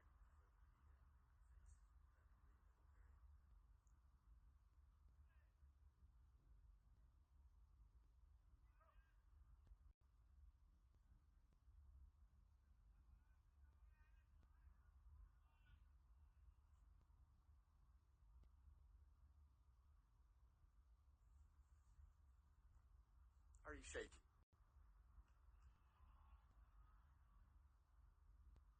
Good diving stop by Anil Sah. Nepal are going to have to scrap it.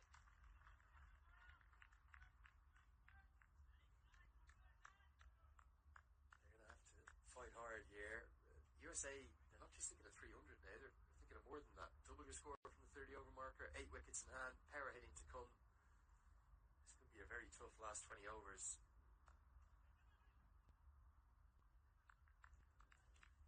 Yeah, particularly again with just there's no real threats with the ball for Nepal. There's nothing that you've seen since that third over. You're like, oh, that could be close. This could make it interesting. And Sanjay Krishnamurthy's game is to play big. He can do that very quickly from the offset. You have him, Harmeet Singh. We've seen Utkarsh Srivastava's ability to just maybe nudge around. He can find the boundary as well. We might see him get maybe demoted in the lineup just in the favor of some power hitting with Shadley Vanchkovic still there. There's power hitters to come and real bats in the dugout. And absolutely, Lenny, 300, well, seems achievable. If USA don't get to 300 from here, you felt they would have left runs on the board.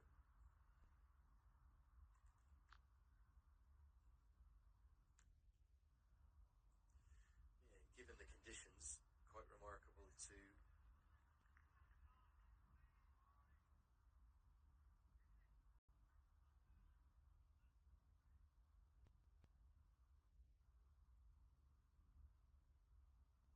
think that 300 is on the cards. 150's come up inside 30 overs. Only 2 wickets have fallen. This partnership has been a good one. Kamal is a lovely batter to watch. He's a real technician. Yeah, just very technically correct. Doesn't really play outside of himself. And when he's in real flow, he just takes advantage of scoring options. He's able to maneuver the ball into good areas. And again, it was a big part of the reason why I was surprised to not see him up at number 3 batting. Can't really fault the tactics of the USA at this point, but when he gets in, you just sense that he's going to find a big score every time he gets a start. If he gets to 10 to 15, he can probably turn that into 50 on most days. In the air, and Patel, well, almost from nowhere, creates an opportunity for the opposition. 30 bowled, 6 from that over, 150. 30 bowled, 6 from that over, 152 for 2. This partnership is, well, taking the game away, isn't it, from Nepal, 88 from 108 balls. Patel's been the more fluent of the two, the more experienced, but nothing wrong with Saiteja Mukamala's strike rate, and he'll advance that as the innings goes on. Nepal off colour, aren't they? They don't look at themselves. I'm not saying they feel it terribly, but energy levels a bit down. They've had 4 days off in between the games. I don't know what's happened. I think it's really just the shock that they haven't gotten over yet. Again, they got to bowl in these great conditions, and they just haven't reaped the rewards of anything. And you can just see almost right now they're scrambling for options. I would have figured Deepinder Singh Airi would have come on for another over because he can give you that consistent one into the ground. But Rohit Bottles said, all right, Airi, on and off, we're going to go with Lamashane here. I don't think this is the end for him to bowl. Towards long off. Gulshan Jha out there, takes the catch. And that's why he's bowling from this end. Says Rohit Patel, the bowling change works. They needed a bit of magic. And the ball after, maybe nearly giving it away to extra cover. Well, he's played brilliantly, Monak Patel. He really has. But that is as soft as anything. It was a floated up leg break. And all he's done is hit it down long off stroke. Gulshan Jha, a well-judged catch. You could just see him getting a little impatient in the last couple of overs, and I'm not sure why he's played that shot. Fielder's in that position. He hasn't really tried to turn that one towards cover. Probably better off trying to play it straight down the ground, but he's played it directly to that man. Lamashane gets in and gets the wicket, and credit to Rohit Patel. Every change he makes seems to work, and it's a big moment because can that be energy? But Monak Patel will sit there and be very disappointed. A brilliant half-century, 67, off of those 61 deliveries, but the real thing is that he probably threw that away in the end. He played well, needed to push on. And the Monak Patel fan club there, I think his family members there, might be brother and sister, in shot.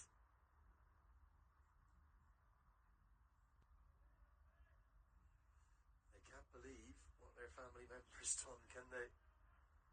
Well, that has come from nowhere. You've brought Nepal back to life in this game, really. Yeah, hasn't it? Just, I thought it was a strange bowling change, to be honest, too. I thought Airi was going to bowl a second, but, well, when you need a moment of magic, when you need something, you just turn to Sandeep Lamachani, don't you? And he starts immediately with the googly to the new man, Sanjay Krishnamurthy. There it is again. It's a wicket from nothing. Just a tossed up, flighted leg break, and he's given it away. As Manak Patel, 3 back-to-back 50s. Great innings again, but Ramachani beats the outside edge. No contact there.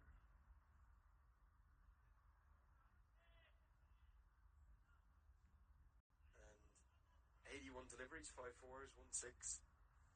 He's going to reflect upon that and go, what have I done? Yeah, again, you see it on the walk back. Head was down. There's no real smile. Because not only did he not finish the job, he needed to bat through, but it's just a soft way to get out. You've gifted Ramachani a wicket and got him in rhythm. Oh, beautifully bowled. 2 perfect leg breaks in a row, both beating the drive, both beating the outside edge. Bit of drift. The dip is the key here, and then the turn away. And again, this rhythm's come out of nowhere from something Ramachani. He wasn't this consistent, this good in his first spell. But he got gifted that wicket on a delivery that wasn't anywhere near the quality of the 3 that he's bowled to Krishnamurthy. And now you can just see the confidence he's running in with. Oh, squares him up this time. Will allow Krishnamurthy to get off the mark. It's amazing what a wicket does, isn't it? Just changes things, gets a new man to the crease. And Nepal, they're going to have to be much, much better than they have been. But they also have to believe that they can still find a way into this contest. Have a great last 20 overs, keep USA under 260, 270 somehow. And find a way, maybe, to chase that down. Won't be easy. That's a drag down that Mukamala gets away for a single. 2 runs and the wicket from Ramachani's return. And it's 154 for 3.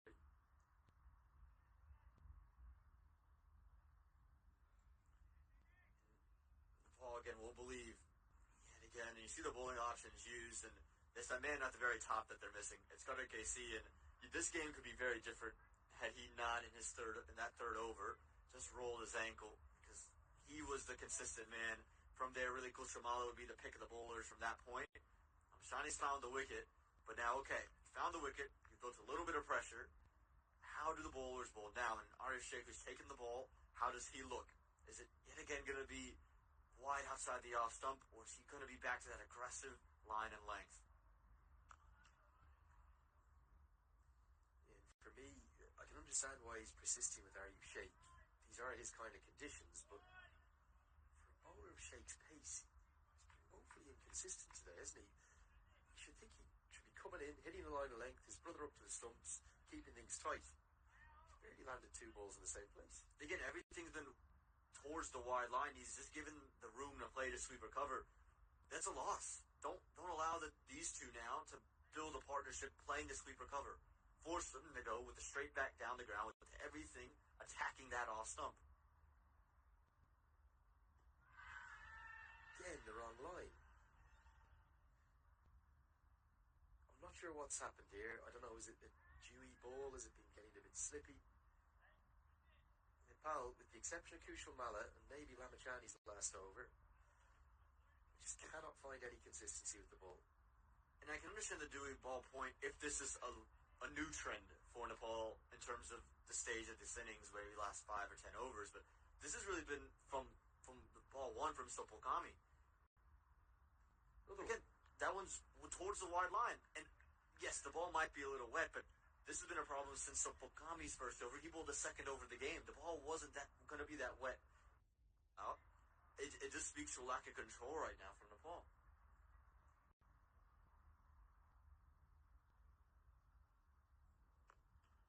Finally, back where you'd expect him to be, and I think he's actually gambled here, isn't he, Arif Sheikh? He said, if I can deflect this onto the stumps, I'm going to get a run out. He could have stopped it easily, stopped the single, but I think just out of the corner of his eye, bit of quick thinking, he saw Krishnamurthy out of his crease. He's lucky to survive. Yeah, I reckon had that gone on to stumps, Krishnamurthy would have been gone, and it speaks to the desperation right now that Nepal's feeling, that they feel they have to do something of that nature. But for Arif Sheikh, that delivery to Mukamala, maybe a touch fuller than you'd like it, but there. That's the line to bowl at.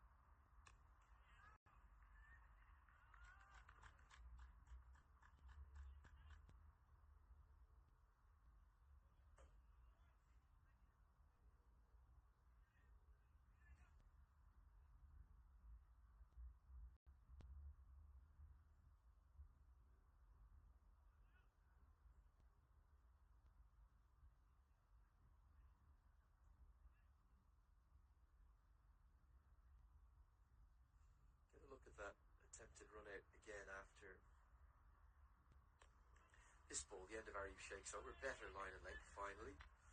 I actually like what he's done here. I think he's definitely seen that Krishnamurthy's quite a long way out of his crease. If this goes on to the stumps, for me, Krishnamurthy's gone.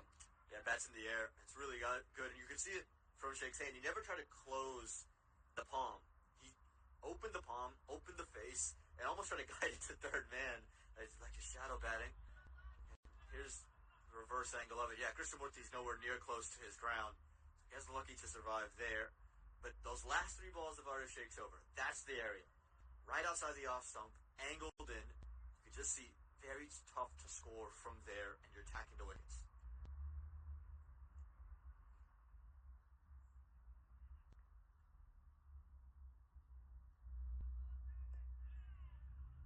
The challenge for Krishnamurthy here is going to be to get in against Lamachani. You can almost see Lamachani's like a vulture circling around his prey. He knows that the youngster is still very new to international cricket, and he knows that the time to get him could well be early.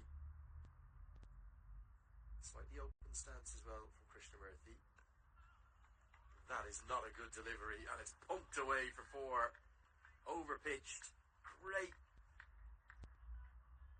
recognition of the length from Krishnamurthy immediately, and then he shows his power. A fine shot. Well, again, it just goes back to the point. Land the ball in the same spot twice. You've beat Krishnamurthy. Odds up. Every time you bowl to him on the stumps. This time goes wide, gets punished. I'm slipped into googly, and it nearly gets through Krishnamurthy. But again, it's just far too wide. And Krishnamurthy's got so much power in his hands. It's so easy for him. Once he sees it with that much width and that length, it's always going to be 4 runs.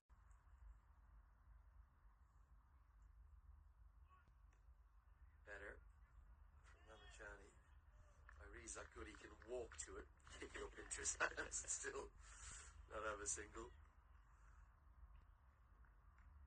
You wonder will they take Arif Sheikh off now at the other end and maybe get Irie in with him? Or is it time for a burst for Sampal Kani potentially? That's the googly, picked and helped away. Doesn't find the gap, gets away with that one, Lamachani. But I still don't like that delivery for Lamachani. Yeah, you get away with it, it's just going to be the 1 run. But I don't think you have to force the googly into Krishnamurthy already. Again, you've beat him. Odds up every time you've bowled the leg spin.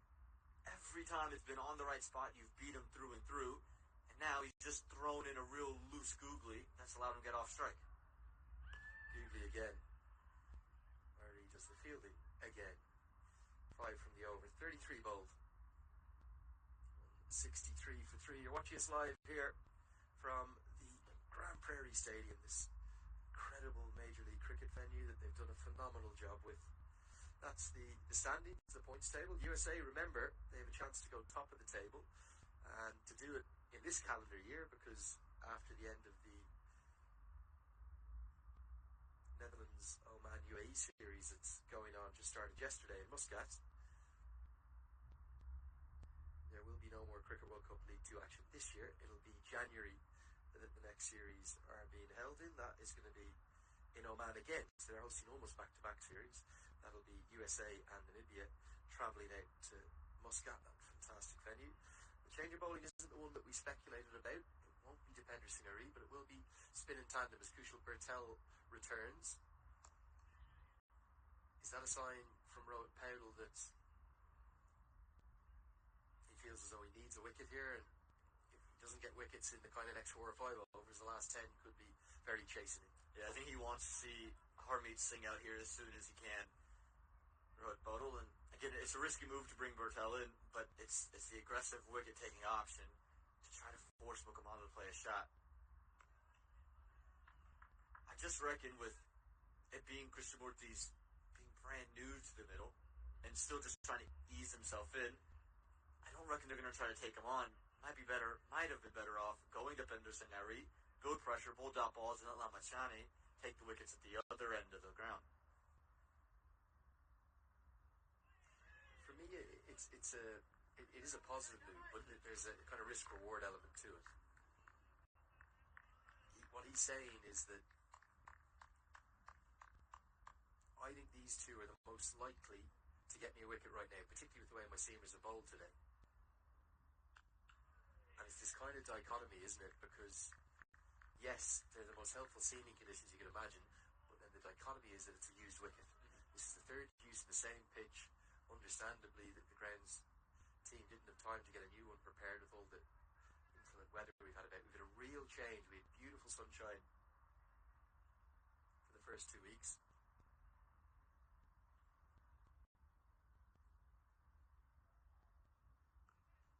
But the winds have changed and kind of blown across, and the wind is picking up again.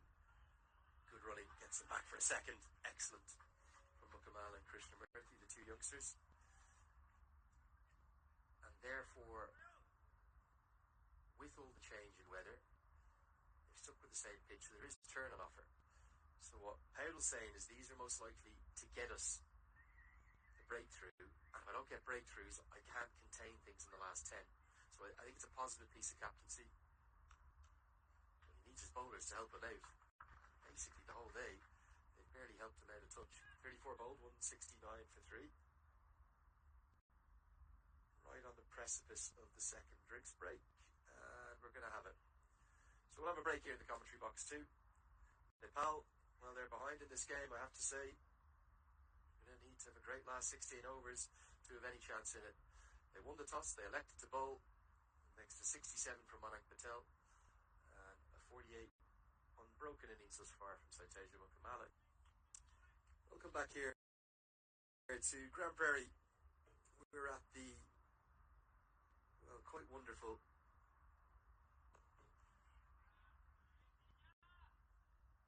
Grand Prairie Cricket Stadium, the former minor league baseball ground for this, the latest of the ICC Men's Cricket World Cup League 2 series. We're into the penultimate game of this tour. Nepal will play Scotland on Monday to round things out, although, if you believe the weather forecasters, this might be the last action we'll see on the field, because Monday's forecast, well, not good at all. As Sandeep Lamachani continues into his 7th over. Him and Kushal Malla have probably been the pick of the bowlers thus far, but really, none of those in the blue and red of Nepal have been at their best.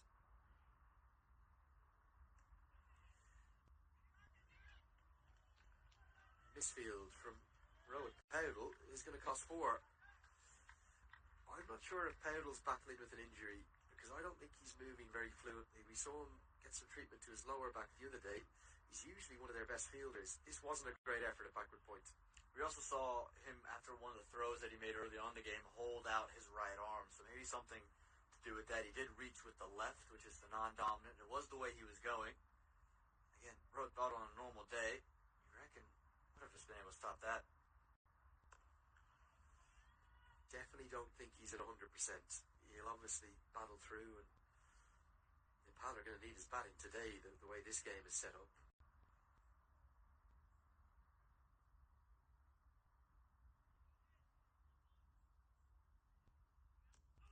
Another googly out of the back of the hand.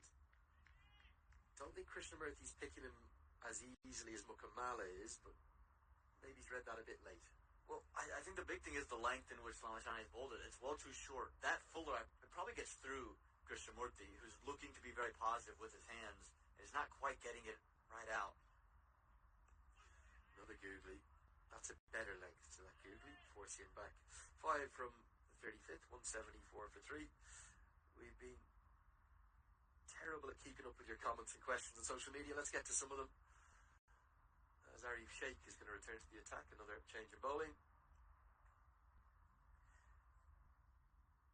Sanam Patak is asking at Cricket Badge, using that hashtag CWCL2, what is the par score for this pitch?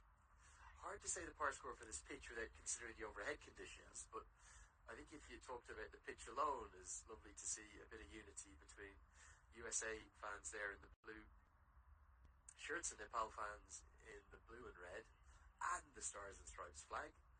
That's going to be a great photo. We'd love to see that. If anyone gets that, please tag us in it. Tell us where fans have come from. Hard to say what the par score would be on the pitch. Purely from a pitch perspective, it's probably, well, a classic Grand Prairie pitch, 260, 280, something like that, at a minimum.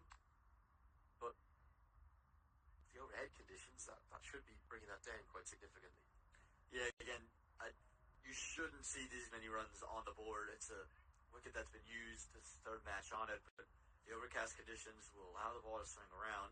The problem is, the ball just haven't been in the right area, so USA have really taken advantage and pushed that scoreboard well beyond what we thought it'd be at this stage. Picked up into the leg side and picked up, well, it may well be all the way. It's either going to be one bounce four, which it is, and it's going to be 50 for Saiteja Mukamala. The youngster, 20 years of age, from Plainsboro, New Jersey. Well, one of the born and bred best here in America. He gets to a fourth ODI 50 to go alongside 200s. He could well double this up. And he's bided his time, too, in this innings. A lot of talk about just his lack of performances coming into today.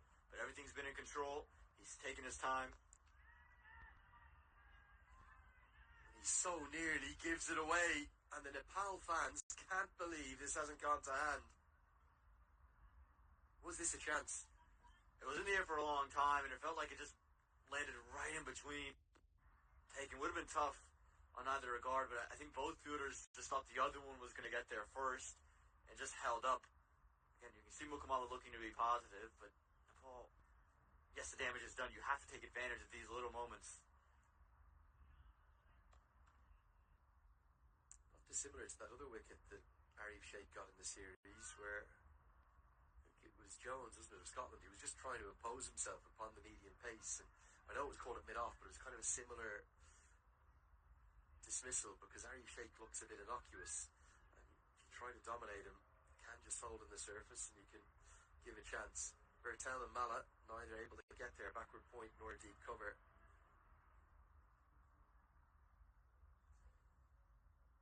Slight change in the field. The man at deep mid wicket goes in, come across from deep square leg, and square leg comes into the circle. That's where the ball will go. They want to second, but Mukamala rightly sent back. Sampal Kami does the fielding. Haven't seen any sign of his second spell yet.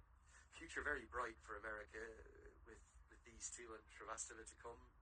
Real window into where this side could be in 10 years' time. Yeah, again, these two have kind of made the name for themselves for a long time in that under-19 circuit in 2021. And then it's just been the emergence of Mukamala. In the international game, he's been brilliant. He scored 200s already in the ODI format, and he's been brilliant in the T20s as the 36 over comes to a close, 182 for 3.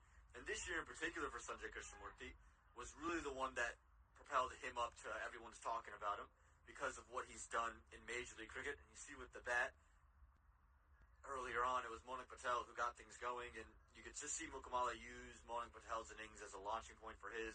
I thought Aaron Jones was playing quite well before he really just gave it away.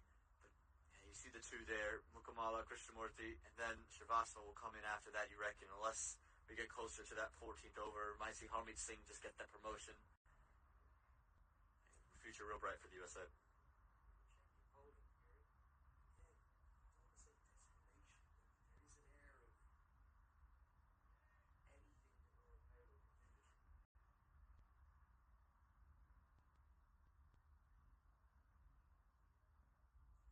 Air of desperation here, potentially.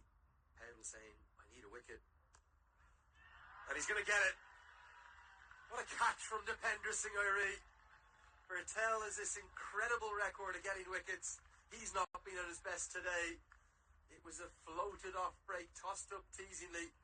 Krishnamurti couldn't resist trying to hammer it. And how easy is Dipendra Singh Airi made this catch look. It's another cracking grab from the Tiger himself. Well, this was smoked off the bat of Sanjay Krishnamurti. And Dipendra Singh Airi's done so well. He's getting so many applause here from his side, and he's just phenomenal. Too easy for me. Just whatever. It's just regulation. Shrug of the shoulders. I do this every day, and then I can do it tomorrow as well. Don't even worry about it. Oh, this was anything but regulation. I think many a fielder may not even have gone for this. Is hammered. Look at the power. The real flighted leg break. And look at Dipendra Singh Airi. Quite brilliant. Makes it look easy. Rolls it back in.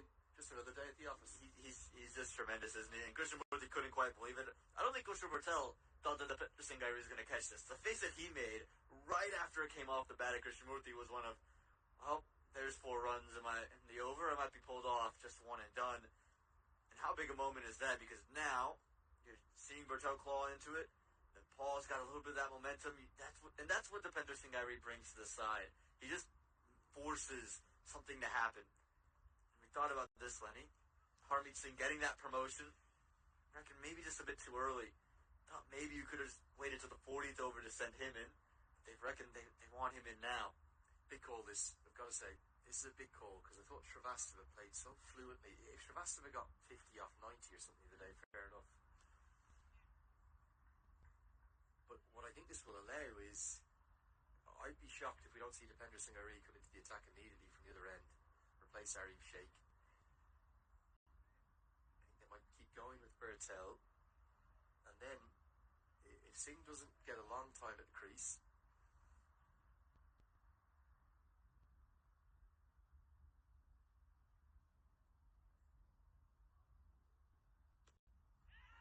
nearly a chance. Bertel, he just creates a point of difference, doesn't he? Because he is slower through the air. When I was out there having a bowl with him, what I was fascinated by was what his run-up. Look at how he kind of sprints up to the crease, and he gets a lot of energy and action into his delivery, but it just kind of loops up, and I think batsmen get deceived by that. Yeah, again, he doesn't have a big jump into it. It's just almost strides to the crease, and it's very quick. And look at the hand speed when he gets there too. His hands just kind of flutter around, and then just everything kind of stops. Oh, was this a drop? No. Given as a wide. I thought I saw a deflection. But then again, I've not been at my best today. I think Jermaine Lindo might have been right. Let's get a look, if we can. Maybe after this ball, we'll come back to this. It's a sleepy Saturday. You might be seeing things. You might be pulling a page out of the Sam Darnold scene. It was just the way the ball reacted. Because it didn't seem to come through fluently to Asif Sheikh. One more look. No, nothing on it. Wide. Black mark in my copybook. Tossed up and smashed away. It's a good stroke, one bounce four. That's a very similar delivery to the one Krishnamurthy got out to. The difference, Mukamala gets it up and over cover, whereas Krishnamurthy couldn't. Good shot for four. And really, it's the way they've gone about the shot. Krishnamurthy went to power at home. Mukamala just looks to time this over the top. He hasn't looked to put too much on it. Krishnamurthy is the one stage of the game he's going to have to continue to build on. It's just adding a little bit of touch and finesse. It's a better line. Interesting over. The change brought about the wicket. The Nepal fans have their flags flying again. 37 bowled. It is 190 for four. Keep going with some of those messages on social media. Sanam Pathak says, at Cricket Badge, how all of a sudden is Nepal being so clumsy in ODI cricket? What could be the factor for Nepal being so helpless? Well, I think that's a little harsh. I think this is an incredibly competitive league. I don't think, well, maybe with the exception of UAE right now, who seem to be having a real shocking patch of form, I don't think there's any easy games. No, there aren't. There are no pencil that one in for wins, and I think Nepal probably got into the wrong foot with just how the World Cup went in terms of just those losses, and just kind of got into that habit of those losses, and you almost see it playing on the minds now. There's no real ability to see past the rough moments right now as Sampal Kami comes back into the attack. Not the change I thought we would see. Sampal Kami returns for his sixth over. Thought it might have been Dipender Singh time. And being honest, none for 25 off 5 doesn't really paint the picture of Kami's first spell. He was not at his best. Didn't get it right in helpful conditions. He'll be desperate to turn things around. Rohan Chalice getting in touch, says at Cricket Badge. Using that hashtag CWCL2. Let's talk about Nepal and what they're doing in the Hong Kong Sixes. Yeah, amazing. Really cool to see victories over both England and Australia that got them through to the quarter-final, but sadly there, Nepal went down to a defeat to Sri Lanka. It's a fun format. I wouldn't read too much into it, but I think it's a great opportunity, and the thing it probably shows the most for me, Aman, is the ever-growing depth in cricket in Nepal. You know, you couldn't tell Nepal fans that 10 years ago you could have two international teams playing concurrently with the quality of Sandeep Jura, the captain, who made those back-to-back 50s against England and Australia, Lokesh Bam, who I think is a real talent, Vivek Yadav. We've seen his all-round heroics in the T20 team before, Pratish GC pressing his case to get back into the international team.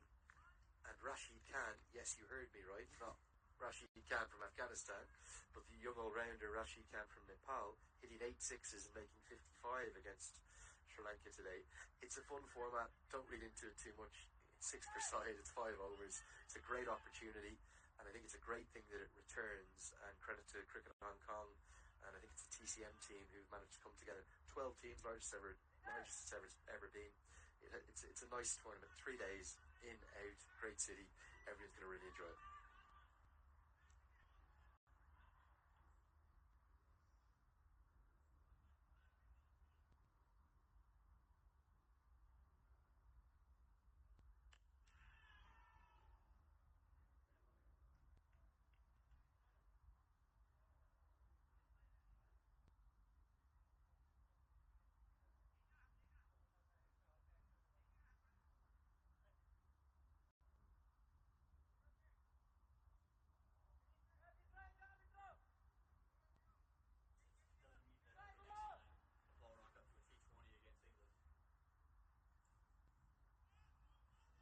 Yeah, I think you just don't need to read too much into it, but it's great headlines, it's great for the fans, great fun,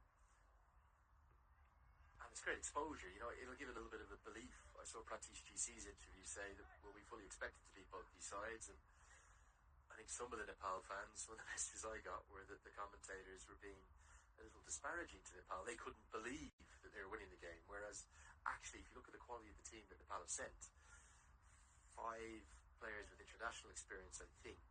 Whereas apart from Samit Patel and Ravi Bopara for England, you know, and they're very much in the winter of their careers. And it might have been just Dan Christian for Australia, again in the winter of his career. You know, Nepal went there expecting to win, and they did win a couple of games. He's a dashing quick single, great fielding, Rijan Dakal. That might have been interesting with the direct hit. The one-handed pickup was affected well. Mukamala had to get the afterburners on. Yeah, they tried to run these quick singles, and Mukamala's been quick all day. It was a little bit of this haphazard start-stop from Mukamala. He gets well home in the end, but you can just see and Mukamala's trying to run these ones quick, and it's a good comeback, I thought, from Sampokami. 38th over comes to a close, 194 for 4. He was much better in that over than he was really to start out the game. I thought he was much more consistent. And I'm curious to see how Harmeet Singh tries to take on Nepal here. When is the moment for him that's going to flip? You can see he's just looking to be very defensive. And for Mukamala, is it, okay, do I just continue to knock around with Harmeet Singh? Or does he now start to try to take on Alamashane? Does he take on Akami when he comes back into the attack? Well, there's been no shortage of bowling changes there. I think that shows 2 things for me, Aman. Shows one, how inconsistent the bowlers that have been bowling.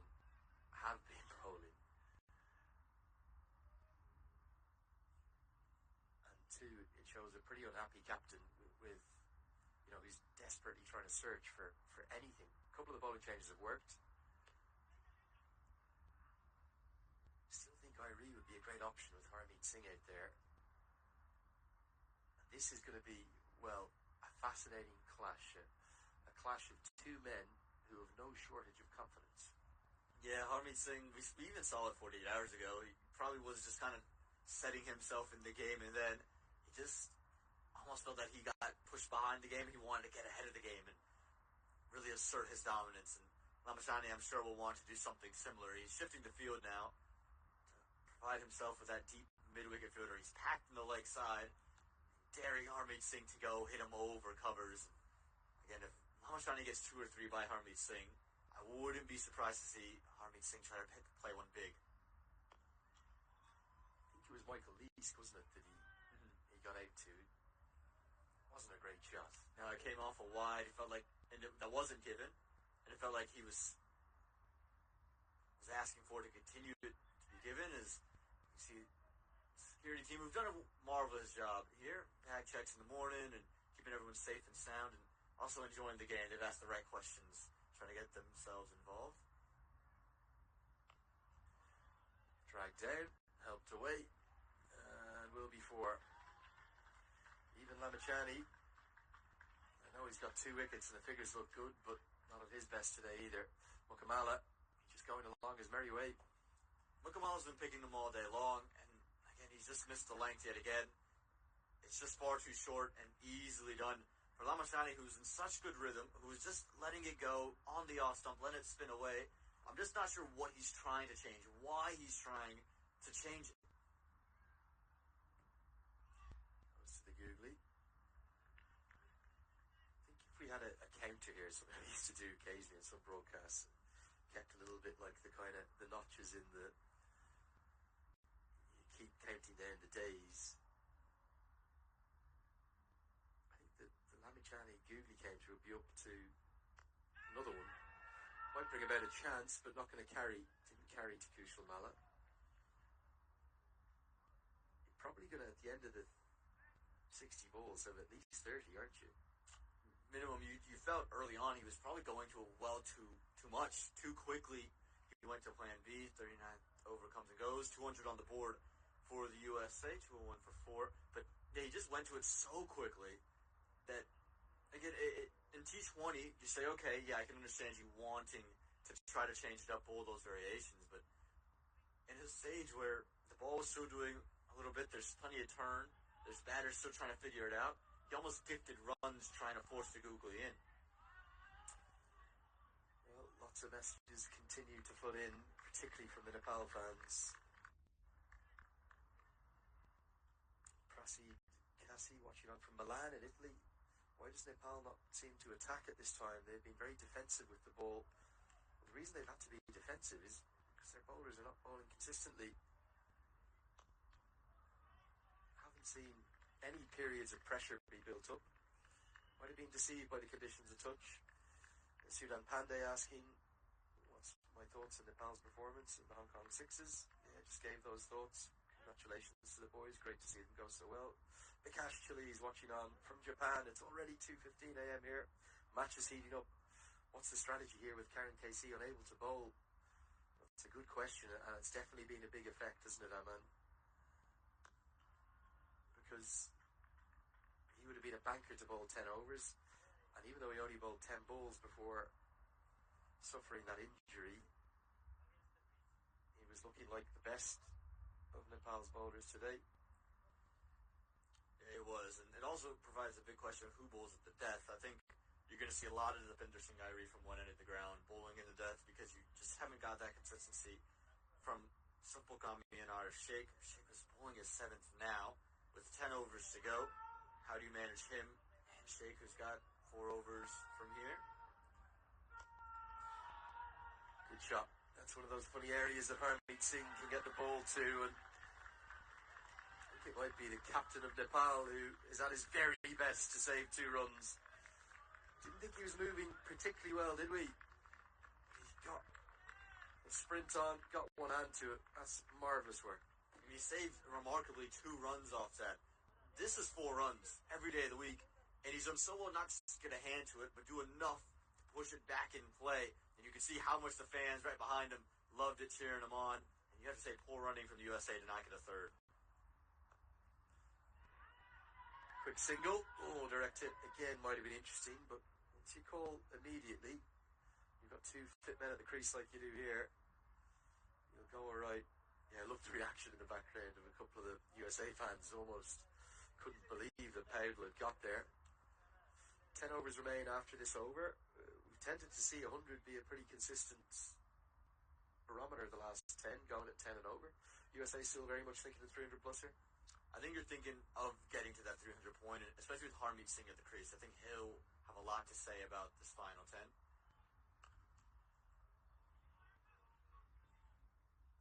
Kamal is such a technician, isn't he? Definite kind of shades of Kane Williamson Thompson or someone, the way he works the ball around with so little risk. Again, he just finds good areas to score, and he's got so many options on when to go after the bowlers and where to go after him. He doesn't seem to try to force many deliveries. He doesn't try to overpower the ball. When it's back and short, he'll just pivot so nicely. And it just comes from, I think, a really good understanding. He's played a lot of cricket. He's played a lot of long-form cricket in terms of 40, 50 over cricket in the youth cycle.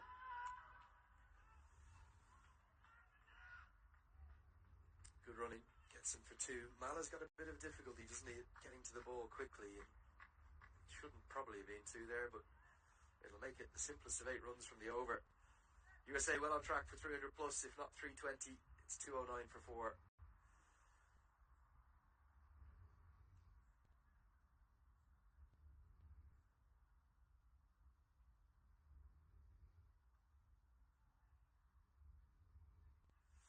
Questions continue to come in as Jermaine Lindo signals the start of the 3rd power play. And I've had 5 or 6 questions here. Ayush, one of them on Instagram at Cricket Badge, he says, why is somebody not replacing Karen KC to bowl? They can't. So the only way you can have a playing replacement in cricket is due to a concussion substitute. It was clearly an ankle injury.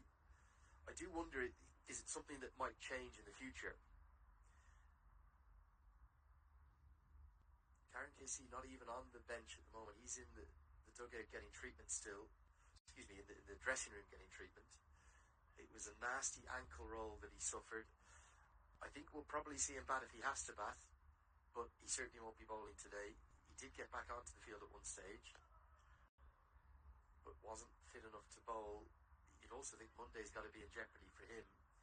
So as of right now, with the laws, the playing conditions, you cannot have a playing replacement unless it's a head injury or a concussion or a suspected concussion has been inflicted upon the bowler or the fielder or the batter, and then it has to be a like-for-like replacement. You wonder, ICC and the MCC, the guardian of the laws, are they going to look at that in years to come and say, well, hold on, if there's a genuine impact injury like this one here, Karen Casey's clearly sprained an ankle in the course of the game, should he not be allowed a playing replacement? Yeah, I think it's an interesting conversation, because if you flip that around to maybe a batter, right, who, let's say, catch one on the glove and his thumb breaks a finger, can't come into bat, you then get another wicket, because most times you're injured, hurt. Then you get a like-for-like replacement in that sense. So I think there's a couple of different ways to look at it. I think it's not a bad idea, but it just speaks about how far down that road are you willing to go, just given how the way cricket's played. I'm not in any way suggesting there should be tactical substitutions. And I guess the challenge for how you write the laws and how the umpires could manage it is it could be open to exploitation. A player is having a bad day pretending he's pulled a hamstring. Absolutely. Mix up.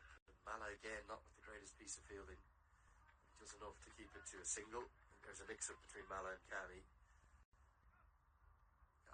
I think from a player welfare perspective, it might be something we'll see in the next few years at some point. I know it's something that they've considered. But, in a case like Karen Casey's here, right, it's very clear that was a genuine injury suffered in the course of playing today's match. Now, I agree with the fielding. Does so excellently. They get the single. I don't think it would be any way exploiting a law to allow Rijat Dakhil to come in and bowl today. The problem is, on days when it's kind of marginal, then it kind of brings it into question, and you could see some teams trying to take advantage of it. Yeah, that's always a concern, right? You want the spirit of cricket, you want it to be very fair amongst the whole group. Yeah, this is going to pitch outside leg. Ramachani was convinced. He wanted the LBW decision. Given his leg buys, Jermaine Lindo unmoved. I think you'll see on the replay it's pitched outside leg. I think that's what Lindo is just trying to explain to Lamashane. And it is the googly. Yeah, very clearly right there, pitching well outside the leg stump. I think, again, pitching in line, he's got a case, but Lindo rightfully makes the right call to close out over number 41, 2:14 for 4. Having had a quick look at the bowling card here, you see 8 names on it. Big surprise, particularly the left-hander at the crease. Only one from Ender Singh Iree. Gulshan Jazz been very expensive. He's been brought back into the attack. The injury to Karen KC has meant that he could only bowl the 8 deliveries. We won't see him again. Ardeen Sheikh ineffective. Sampal Kami not at his best. Even Lamachani, I don't think he's been particularly fluent. Kushal Patel bought that one wicket going at 7 and over. Mala, the only one with any consistency, remarkably, today.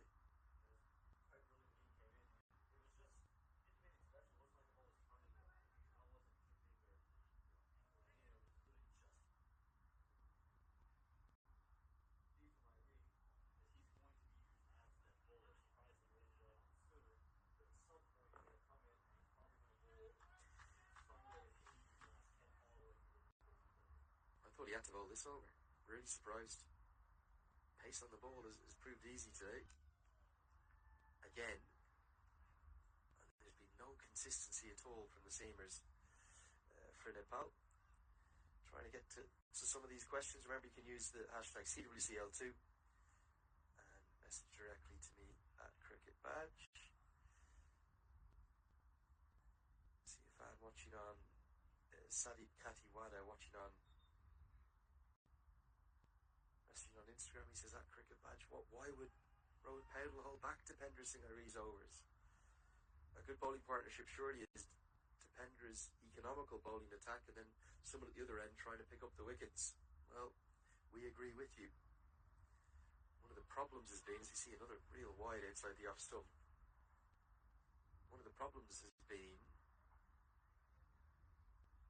there's just been no consistency, is there?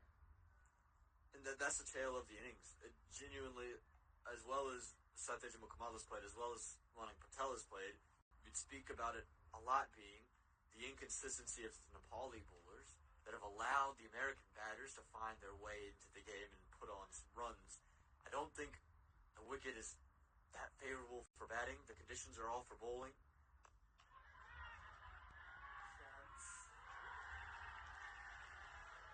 Taken, it's Kushal Patel who dropped a critical chance in the reverse of this fixture in a similar position. It was long on that time.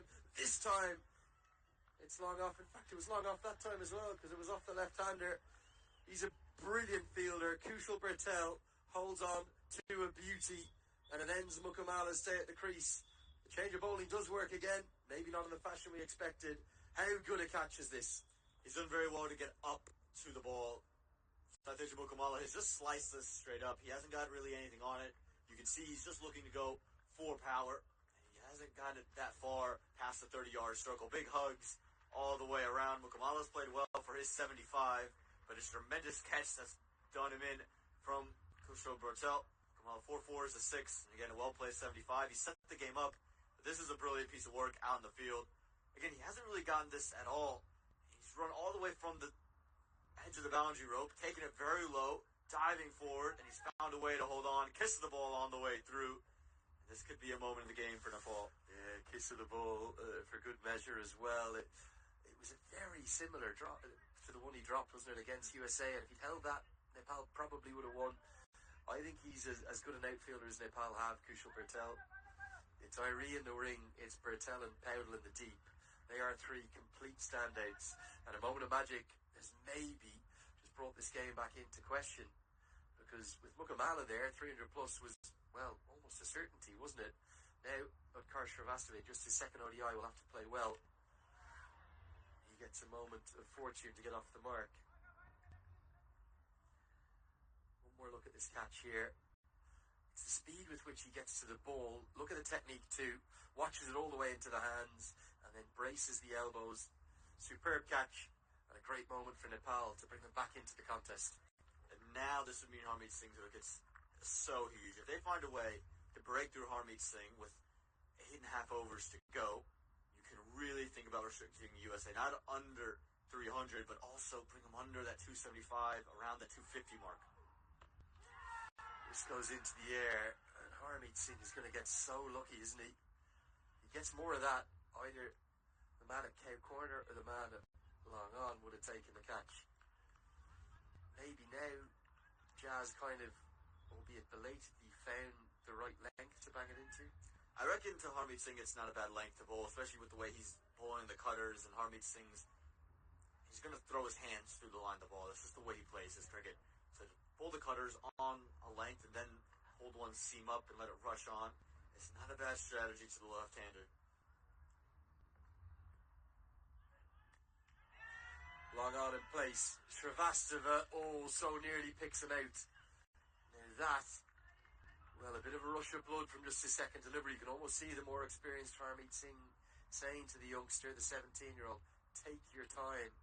We've still got more than 8 overs to bat. It could have been real nervy that, again, Shrivastava played so good in his debut, but he's almost trying to force the issue there. There's no reason for him to have to hit big now. There's still, again, these 8 overs to go. Only with Shadley and Skulkvik is a real bat left in the dugout. Yes, you have Jesse Singh who can put on some runs, but it is going to rely on these partnerships to bat really through the innings. Down the ground again, long off and long on. Getting a real workout in this over. And cheers for the direct hit from the Nepal fans in the crowd. So with the wicket taken over, 220 for 5, 42 bowled. Messages continue to come in. I'm going to show you this one just on my screen here. This is Kishore. He's watching on from Japan. He says, it's after 1:50 a.m. I know it's tea hard today morning, but cricket make me crazy. I can't not watch. And look at the video he sent us. He says, I'm watching every ball with each Momo. And they look like homemade Momos. I hope you don't get hungry. I am getting hungry. Yeah.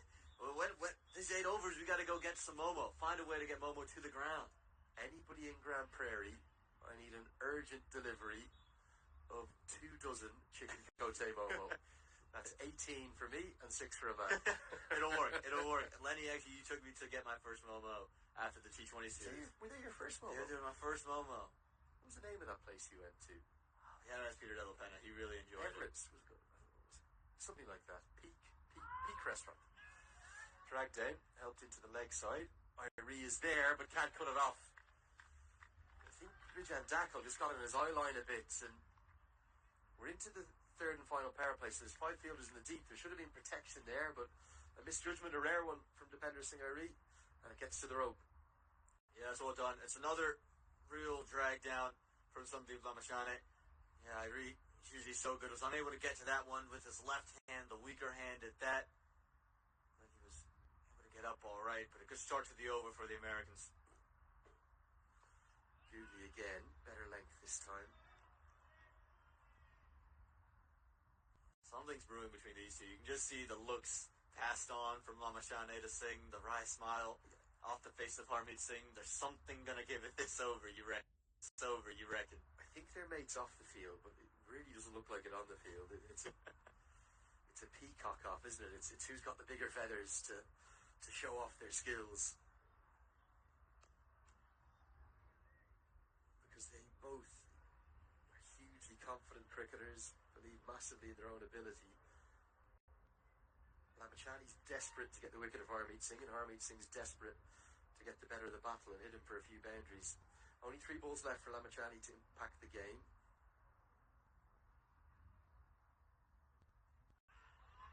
Another appeal. It's pitched miles outside leg. It's been a good comeback, though, for Lamashane, and it really just speaks to how good his figures could have looked. Yes, 2 for 46 looks fine, but given the way he's bowled, the inconsistencies in which he's had, if he was just way more consistent with the right length, he probably would have had figures half this. Probably 3 wickets, 20 runs. It was the leg break, a sharp, jagging leg break, good delivery. Singh does well to keep it out. Also, strategically for me, I don't like when Lamachani's over the wicket to the left-handers because of those 2 big appeals. It takes his googly out as a wicket-taking delivery. For all the times we've said bowl a few less googlies, I don't mind a bowling googlies to the left-handers because that's taking the ball away. And there's a lot of sense to it. And when you come around the wicket, Bobby Rao, another former coach of mine, former Indian and Irish leg spinner, he said you come round the wicket, angle the ball in, turn it away. If you get it right, it can be close to unplayable. Shrivastava, first time he's faced Lamachani, does well to get a single. 43 bowled. It's the end of Sandeep Lamachani's day with the ball. Nepal fans will hope they don't need to see him with the bat. 10 overs, 2 for 48.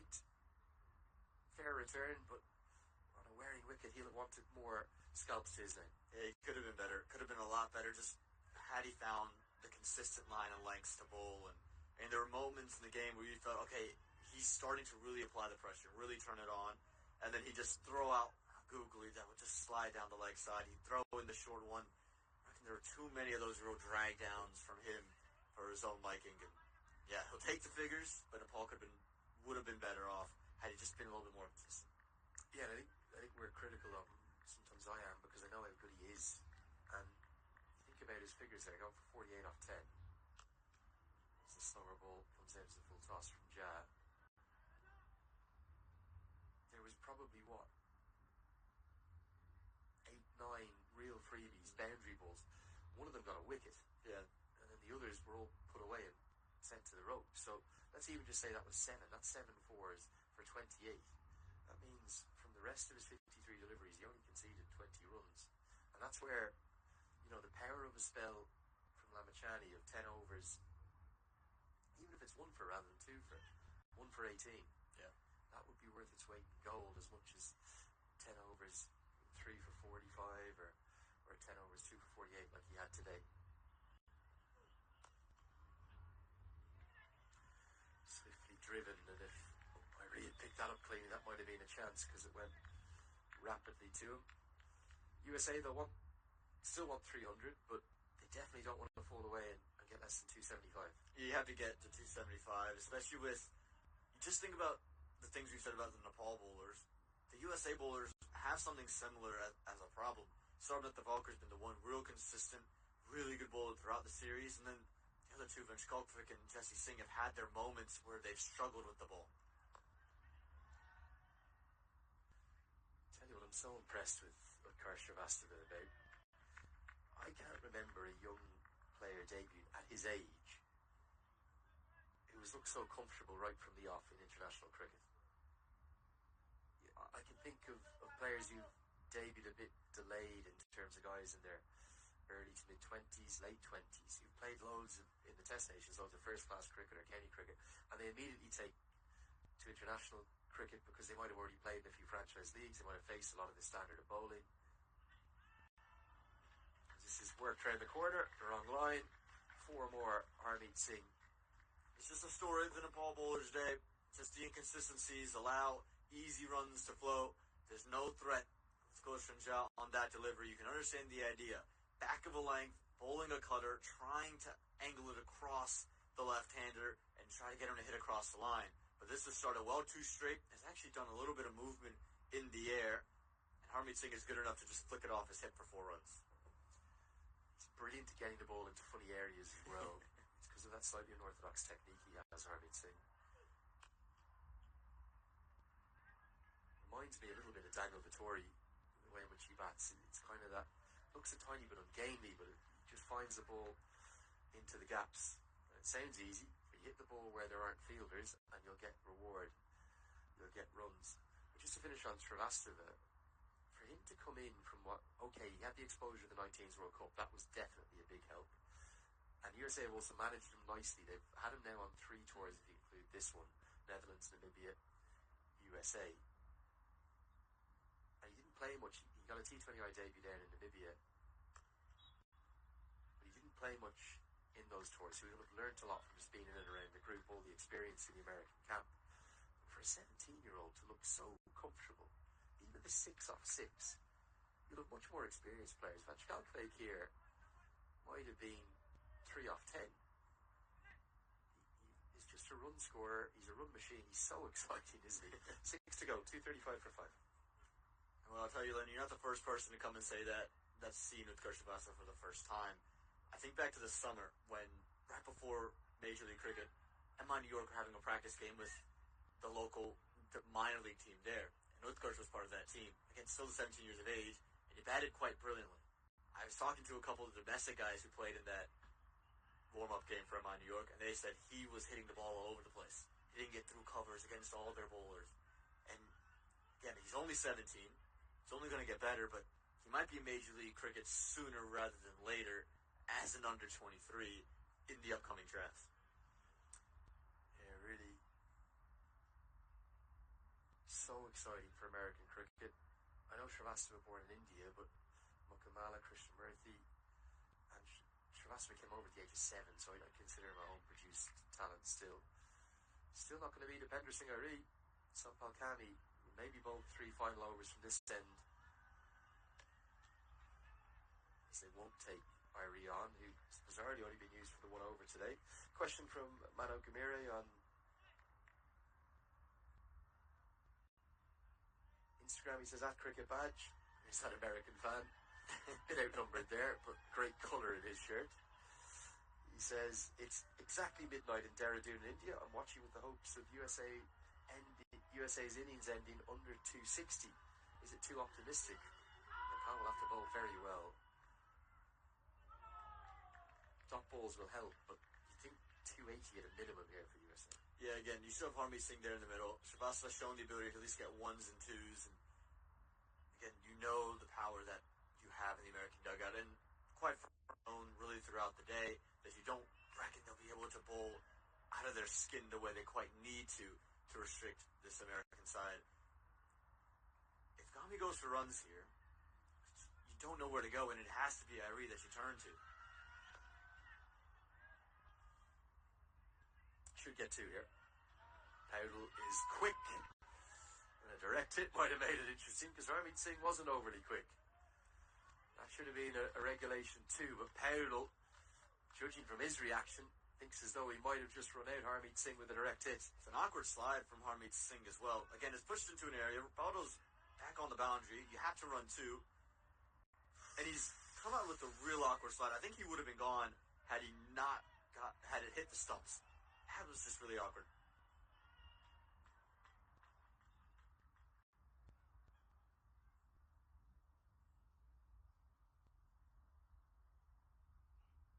Slower ball. Srivastava hits it to long on and holds out. Anil Shah takes the catch. Good change of pace from Kami. He's excelled at the death here, hasn't he, in America? The hero in the T20 series. No big celebrations from him because I don't think he's been overly happy with his day's work. But Anil Shah takes the catch. And Nepal fighting back here in this third and final power play. The 6 wicket falls. Yeah, didn't love the shot there from Utkarsh Srivastava. Just needed to find a way to keep the runs flowing.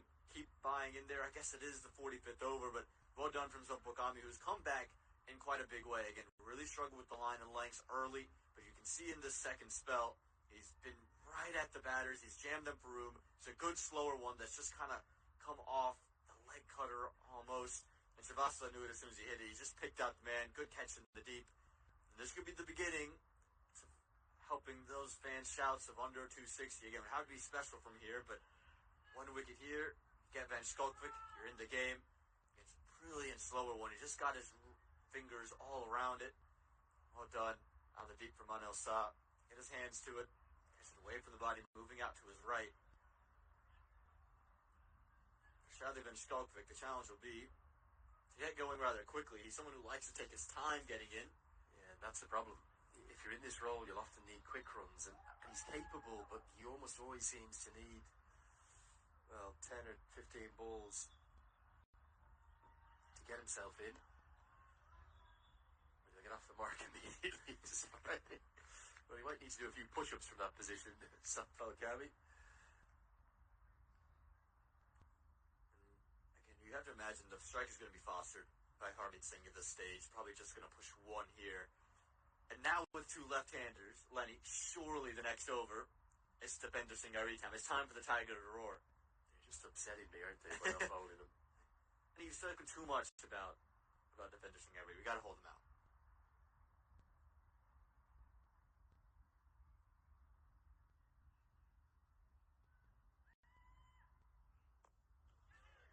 Oh, now that was almost a chance. I think Kami, as an afterthought, said, that was close enough for me to catch. Harmeet Singh is playing nicely again. Another impactful innings. Remember, it was his knock, really, that was the difference between the sides. Allied with Shaihan Jahangir's century. 5 to go, 239 for 6. Now, we look to see the fans bring in some signs. Something about Sampal Kami on this one, is it? I see Sampal at the bottom left. We're going to zoom out. Let's see if we can see it. There you go. Okay. Bring that camera Sampal Dai. My mum's... Sampal Dai's bean and my mum's yelling both hits hard. Somebody, what's the prettiest thing you've ever seen? Let me... My mum smile and Sampal Dai's smile. I love that. And Sampal's premier delivery, just in case you're wondering who their favourite players are. I think it might just be Sampal Kami. I think it's a fair guess. I think he said something to his doctor that I'm going to just send you Sampal Kami highlights as well. It's quite brilliant. Well, still no Depender Singh Iri. Maybe it's going to be Ja and Kami to finish here. It is fascinating if you think of the bowling options that Nepal have. You could probably design an innings and your bowling options with a plan A, a plan B, a plan C and a plan D. And even with that in mind, you probably wouldn't get to the same results even once in 50 overs. There's so many permutations and options and variants that lead you into a position whereby here, your most economical bowler is only going to bowl 6 overs in Kushal Mallet, who may not have bowled on another day.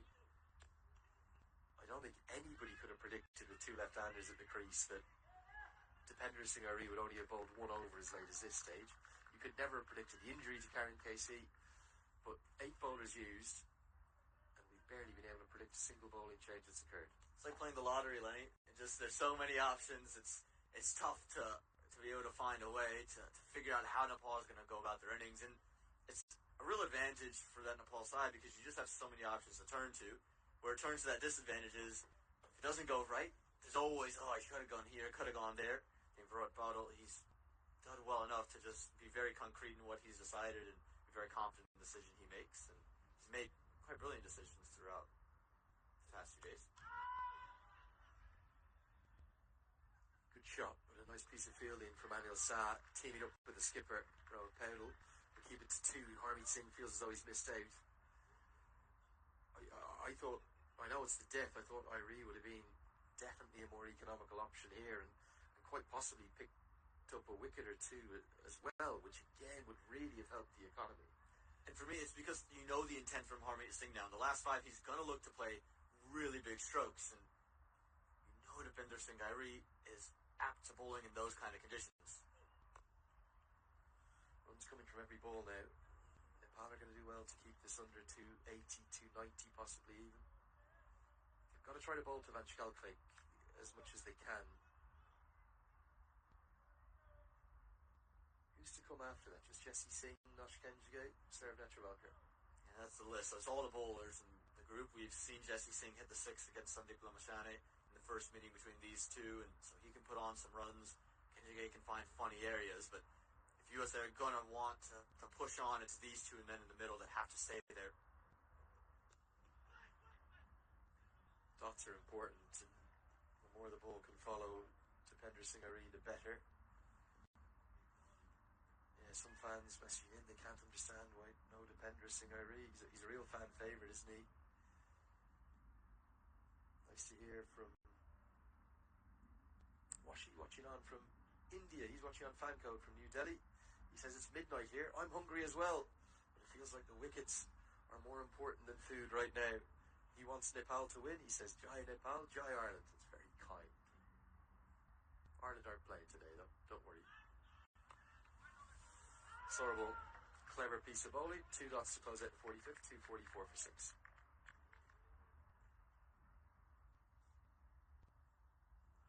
Love this one. This is Harry Karki. He's watching on fan code in a train right now from Delhi to Lucknow for Bhai Tika. Just saw Sampal get Utkarsh. I'm hoping to watch the whole match, and I'm hoping also to see Nepal get their 3rd win. It's 12:15. My big worry, though, I hope my 4G holds up on the train journey so I can watch it all. That's always a big thing, isn't it? You got to make sure you got the internet in place to be able to watch the whole game, and hopefully we'll catch you tuning in. Let us know if you tune out and have to jump back in, but good to see everyone kind of tuning in all over the world, then. Sagar asking, hello Andrew, he says that cricket badge, if KC is not involved today, can the substitute player bat or bowl? No. Solely for a concussion injury. Now the word we have, want to thank the Nepal team for being transparent on this, is that KC is certainly not going to return to field, but if he is needed to bat, he might be able to. I'm not saying he'll be able to run particularly well between the wickets. Monday would be the big concern, and with the Nepal Premier League only around the corner as well, let's hope that one of the stars of that, the real folk hero of Nepal cricket, almost a mythological figure that he's so loved.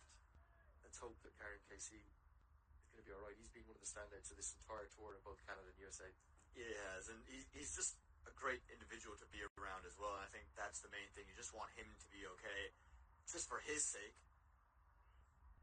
And for whatever team he's playing, Nepal desperately missed him here, and again, Nepal fans wouldn't want to see him again today, and the big concern is that Monday game. Can he be available for that matchup against Scotland, and will he be able to bowl? And what we imagine could be pretty similar conditions if we do get a game on, based on what the weather forecast say. It would be tough to do that, but a lot of cricket ahead for him, and hopefully he'll be all right. Hopefully it's just a little niggle that he's picked up.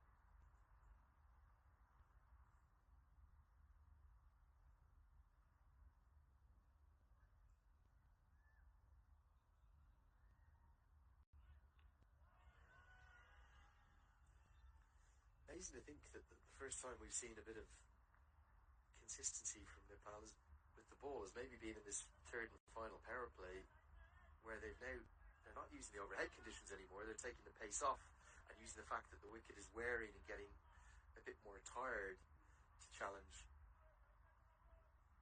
the batters. They really haven't been at their best today. Good question coming in here, Aman. I'm going to ask you the first part of it, and I'll answer the second part immediately. Peter's watching on from Nova Scotia up in Canada on Willow TV. He says, I'm still very new to the game, but I'm loving it. Can I ask two questions? So you're going to answer the first one. What makes a player better suited to ODI or T20 or vice versa? And am I seeing some of the Nepal players wear two jerseys? If so, why? So the second part of the question, it's cold here today. So some of them are wearing either sleeveless jumpers or full-length jumpers. You're allowed to do that. Just part of the kind of the playing kit, really, to keep yourself warm. You're out there for 3.5 hours. What about the first part of that question, Aman? What makes players more suited to ODI or T20 cricket? I think specifically with the bats, it's the gears you can get into and how quickly you can get into those gears, how quickly you can score, and then what are your scoring options? Are you someone who's very innovative, you can find them 360? Are you someone who is more take your time, play down the ground, play into V, those kinds of things? And with the ball, I reckon it is just your ability to hit. It's your ability to change it up that makes you very helpful in T20 cricket that can almost be to your detriment in ODI cricket, where you have more time, you can just be kind of consistently wheeling away, versus in T20 cricket, you almost have to change it up almost every delivery and keep the batters guessing. So it really is a matter of just time it takes you to get into rhythm, and then from there, how do you use that rhythm? Are you someone who uses that rhythm to stick in, use that rhythm to just keep bowling seam up, or are you someone that uses that rhythm, then you can go variations and power? Great over from Sampal Kami. It only goes for 4 off the bat, 5 in total, 249 for 6. It's also the skill sets you have in terms of your physical conditioning. Some batters, will be much more suited to clearing the ropes and being able to hit sixes, which are massively valuable in all formats of the game. But when you only have 20 overs, you want to hit the boundaries more than you'll be able to in ODI cricket, which is longer. There's also a different set of skills in terms of your technical abilities.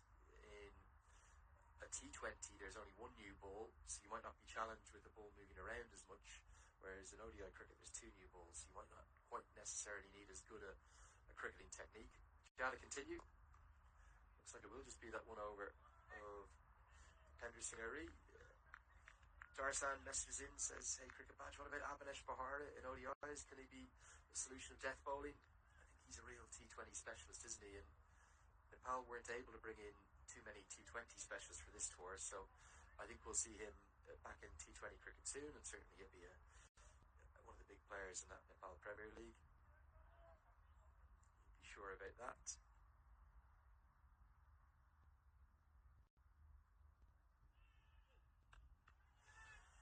This goes up into the air and isn't going to carry. All of a sudden, Harmeet Singh, I know he's going at a run of ball, but 2 left-handers just no sense of timing of the ball. Maybe getting a sense as to how tough it's going to be in the second innings here for Nepal. Yeah, you can just sense that the wicket is doing something a little bit different, and it's almost suited for Gulshan Jah's skill set. You can see the slower ones, he feels very confident with bowling. He bowls the cutters quite well, rolls the fingers over the ball nicely, and he changes up the width in which he's bowling to Harmeet Singh, which I think is the key. He's not letting Harmeet Singh get clued in early enough to predetermine a shot. It looks to me like the pitch is wearing. It's the 6th innings on it in 5 days. Got that right? Playing today, Saturday. We played Thursday. We played Tuesday. There you go. Yeah, 5th innings, but we'll have a 6th innings in a moment in 5 days. That's quite a way to cricket on it. I'm not sure where he's going to think to go for the 6th game. Might have to think about a fresh pitch. This is going to be a very daunting chase for Nepal, whatever USA finish with. See there, they're trying to muscle it. The pace just gone out of the surface. Message here from Cricket Fact, who clearly is into his cricket numbers. He says, Depender's bowling average is around 40, his batting average is 17. Don't hype up one player just for their fielding.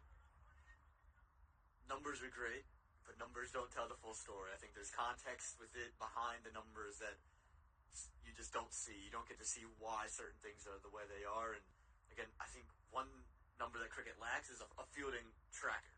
Don't really have a run saved. Big hit, and finally Harmeet Singh gets one out of the screws. And it might just be held up there in the crowd as well. Pace on from Gulshan Jah. Harmeet Singh, that favoured dominant bottom hand, gets it through it and gets it over long on all the way for 6 much needed runs. Some late momentum here for USA. And that one's really come down to the length. He's just put it right in the slot for Harmeet Singh, who's looking to go over that region. And it's just come on to the bat nicely. A little bit of pace on the ball, and he's got so much power. Once he connects, it always is going to go. Tries to repeat the dose, but can't get anything on it. Jah's been expensive, isn't he? Gone for 71, still isn't over to bowl, potentially, unless Powell thinks of going to Irie for the last. 259 for 6. Jaydesh gets in touch. He says, hashtag CWCL2 at cricket badge. Looks like the boys are missing home and missing the T-Hard atmosphere. Energy seems down. It can happen. Yeah, there is that reality. These boys are all professional cricketers now. They've got great setups and contracts from the Cricket Association of Nepal. They're all full-time players. They're all well looked after now. Been a great focus on their development. You can get homesick. They've been here since the start of that Canada tour. I think they landed in Canada around the 5th or 10th of September. Probably about the 5th or 6th of September. It's over 2 months away from home. Completely different time zone. They might just be missing a few of their loved ones back home during this special time. Another one not out of the middle. Shalkovec is desperately trying a middle one, but it's all coming off the toe. I think he'll be happy just to be able to get off strike and let Harmeet Singh get going. And, I think the one thing Nepali cricketers will like is that these fans provide that kind of atmosphere and that family and that loved ones that they're going to be missing. At least you can see them all the way around and provide the energy to those Nepali boys. And that one USA fan, he's just trying to egg them on, it seems like. I like the way he's right in there with them, taking them on. Chip down the ground. Long off is there. Dropped.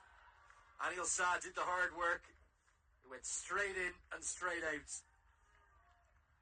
And that could be costly because there's not much hitting to come after Harmeet Singh. Wasn't an easy chance, but I think Anil Shah will have fancied himself to take it. He got into a good position. Harmeet Singh just chipped it. He's had to move a long ways, but it's just hit the hands and come straight out. He's done all the hard work to get there. The key thing is getting to the position, and once you're there, you have to reward yourself. Dropped on 39. Harmeet Singh can really turn it around now.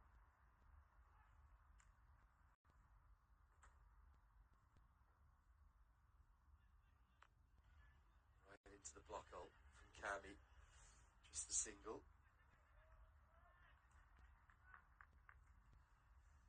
Mithun says, hello Lenny, nice to hear both you and Aman. He says, I was watching your live before the game, and you got to ask your favourite associate player, and you said Vivian Kingma. I'm so upset. I thought it would be Dipendra Singh Irene. That's what I was thinking as well. I was surprised when you said Kingma, but us bespectacled brethren, we got to sit together. It's impossible to pick one, let alone one from each country. There's so much talent and so much brilliance around all the associates. Just so many of them from so many of the teams, such good humans as well. yeah, they are. Again, it's because you see this great appreciation and just to be able to get to play cricket, and so they're just so grateful to be out there. And it's fun just to be around really all the individuals. He's swinging away like a rusty gate right now, isn't he? Andy Van Schalkwyk. Can't get anything going, not for lack of effort. 8 deliveries remain for Nepal. Well, I think USA are well ahead of the game, whatever happens. They could really do with just 8 good balls here, keep it under 275, and maybe bat really well and somehow chase this total down. Again, it's going to be all about the where in this wicket. Is it going to be a Harmeet Singh Nash Kenjige day with the ball, and how do they survive those 20 overs of spin that you know you're going to get to see?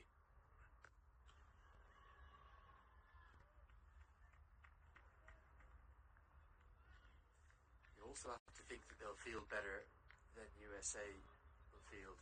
I know they've not been at their best today, but you still think of the number of balls that have gone into the deep that I think when Nepal bat, they'll be thinking about 2, whereas when USA have been out there, it's really just been 1.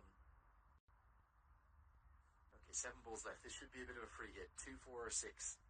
Van Schalkwyk once here. Harmeet Singh should be on strike for the final over. Gets it.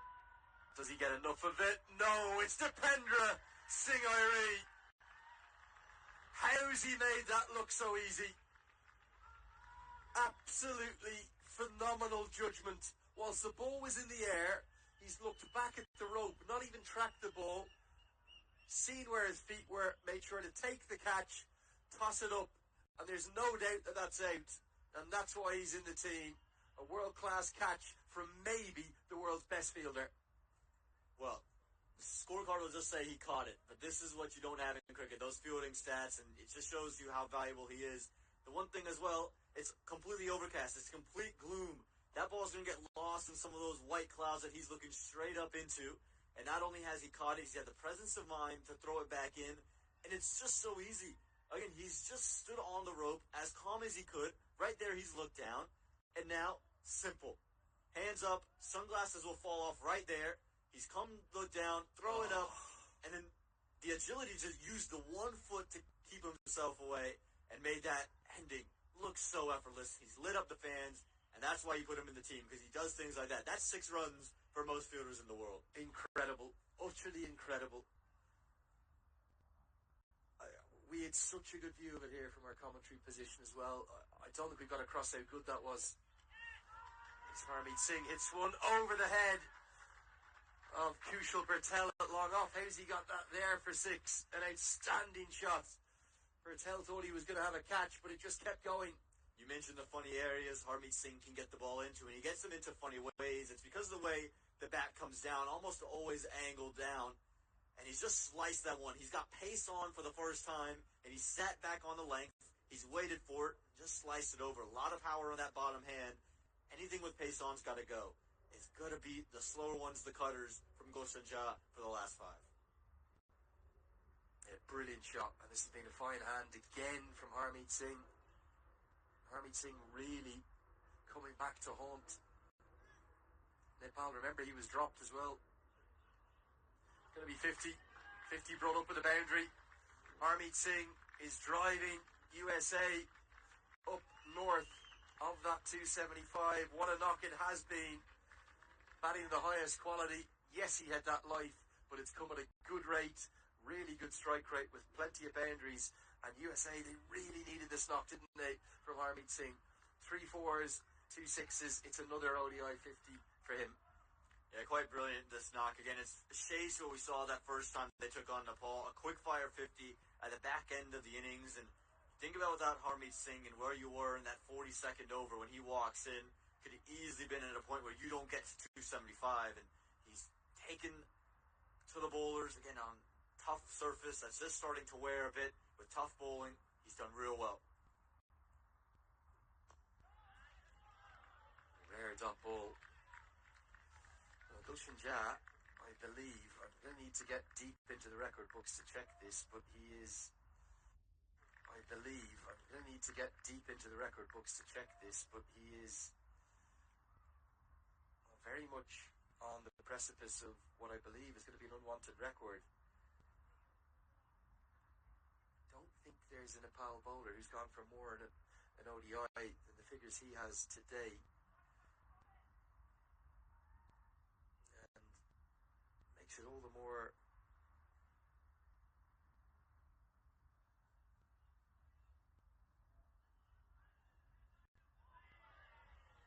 amusing that he's bowled all 10 overs. Big appeal. No interest from the umpire. Again, Asim Sheikh interested. Gulshan Jha not. Russell Warren, his kind of trademark has been not out. Well, have any interest there? Yeah, it's really just Asim Sheikh that went up, wasn't it? It's come straight through. And then Asim Sheikh again right away. Hand goes straight up. Gulshan Jha, he wasn't convinced. Look, he was turning around and to go back. It looked closer. Was that little seam wobble? There was movement, wasn't there, in and around the time the ball was passing the bat. Again, we wanted the technology or the close-ups to be able to show you.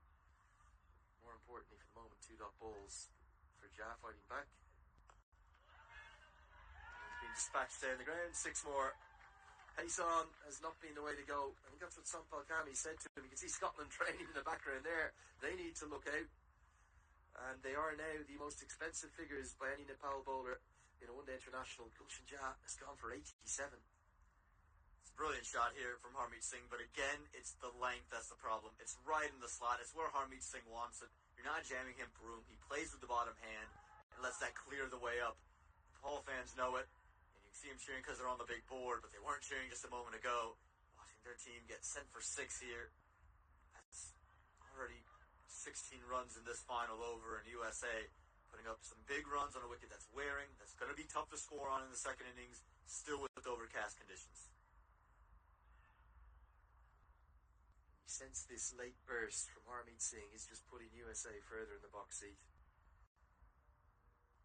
Momentum's always a big thing in between the innings. USA taking that momentum in, already 16 off the final over. You make that 22, I think, unless he's not got enough of it. He hasn't. He's holed out. It will make Jha's figures look a little better, but he's been very expensive. Ironically, it's Anil Sai who takes the catch, who did put him down off Sampal Kami. Jha has 3 wickets to his name, but he's gone for 87. Nepal, having won the toss, chosen to bowl first. They haven't had a particularly good 3.5 hours, have they? There's been occasional highlights, but ultimately USA have got the better of this first innings. Finally, Jha takes the pace off. It means that Harmeet Singh can't get it over the rope. And after a really entertaining first innings, where USA, for me, have been so good, I'm really impressed by their efforts with the bat. They'll post 287 for 8. And again, they just weathered that initial storm where Qatar KC was bowling well, and then that Qatar KC injury just started a downhill spiral for Nepal where they weren't consistent, they didn't find the right lengths to bowl, and they just allowed Monak Patel and Saim Kamala to ease their way into the innings. Even Aaron Jones was able to ease his way, and then throughout that middle phase, you just felt the bowling was never threatening. Big credit to USA for the way they played. They were able to put up 281 runs on when we didn't think 281 was really going to be possible with the conditions. But I thought Nepal let them off the hook on countless occasions and allowed them to tally up this total. Let's get a look at the cards. We'll start with the batting card.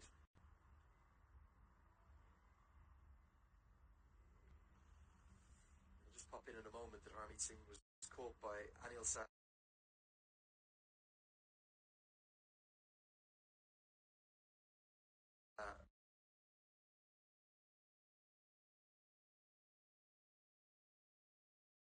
Off the bowling of Gulshan Jha. Look at that. There goes our cherry picker.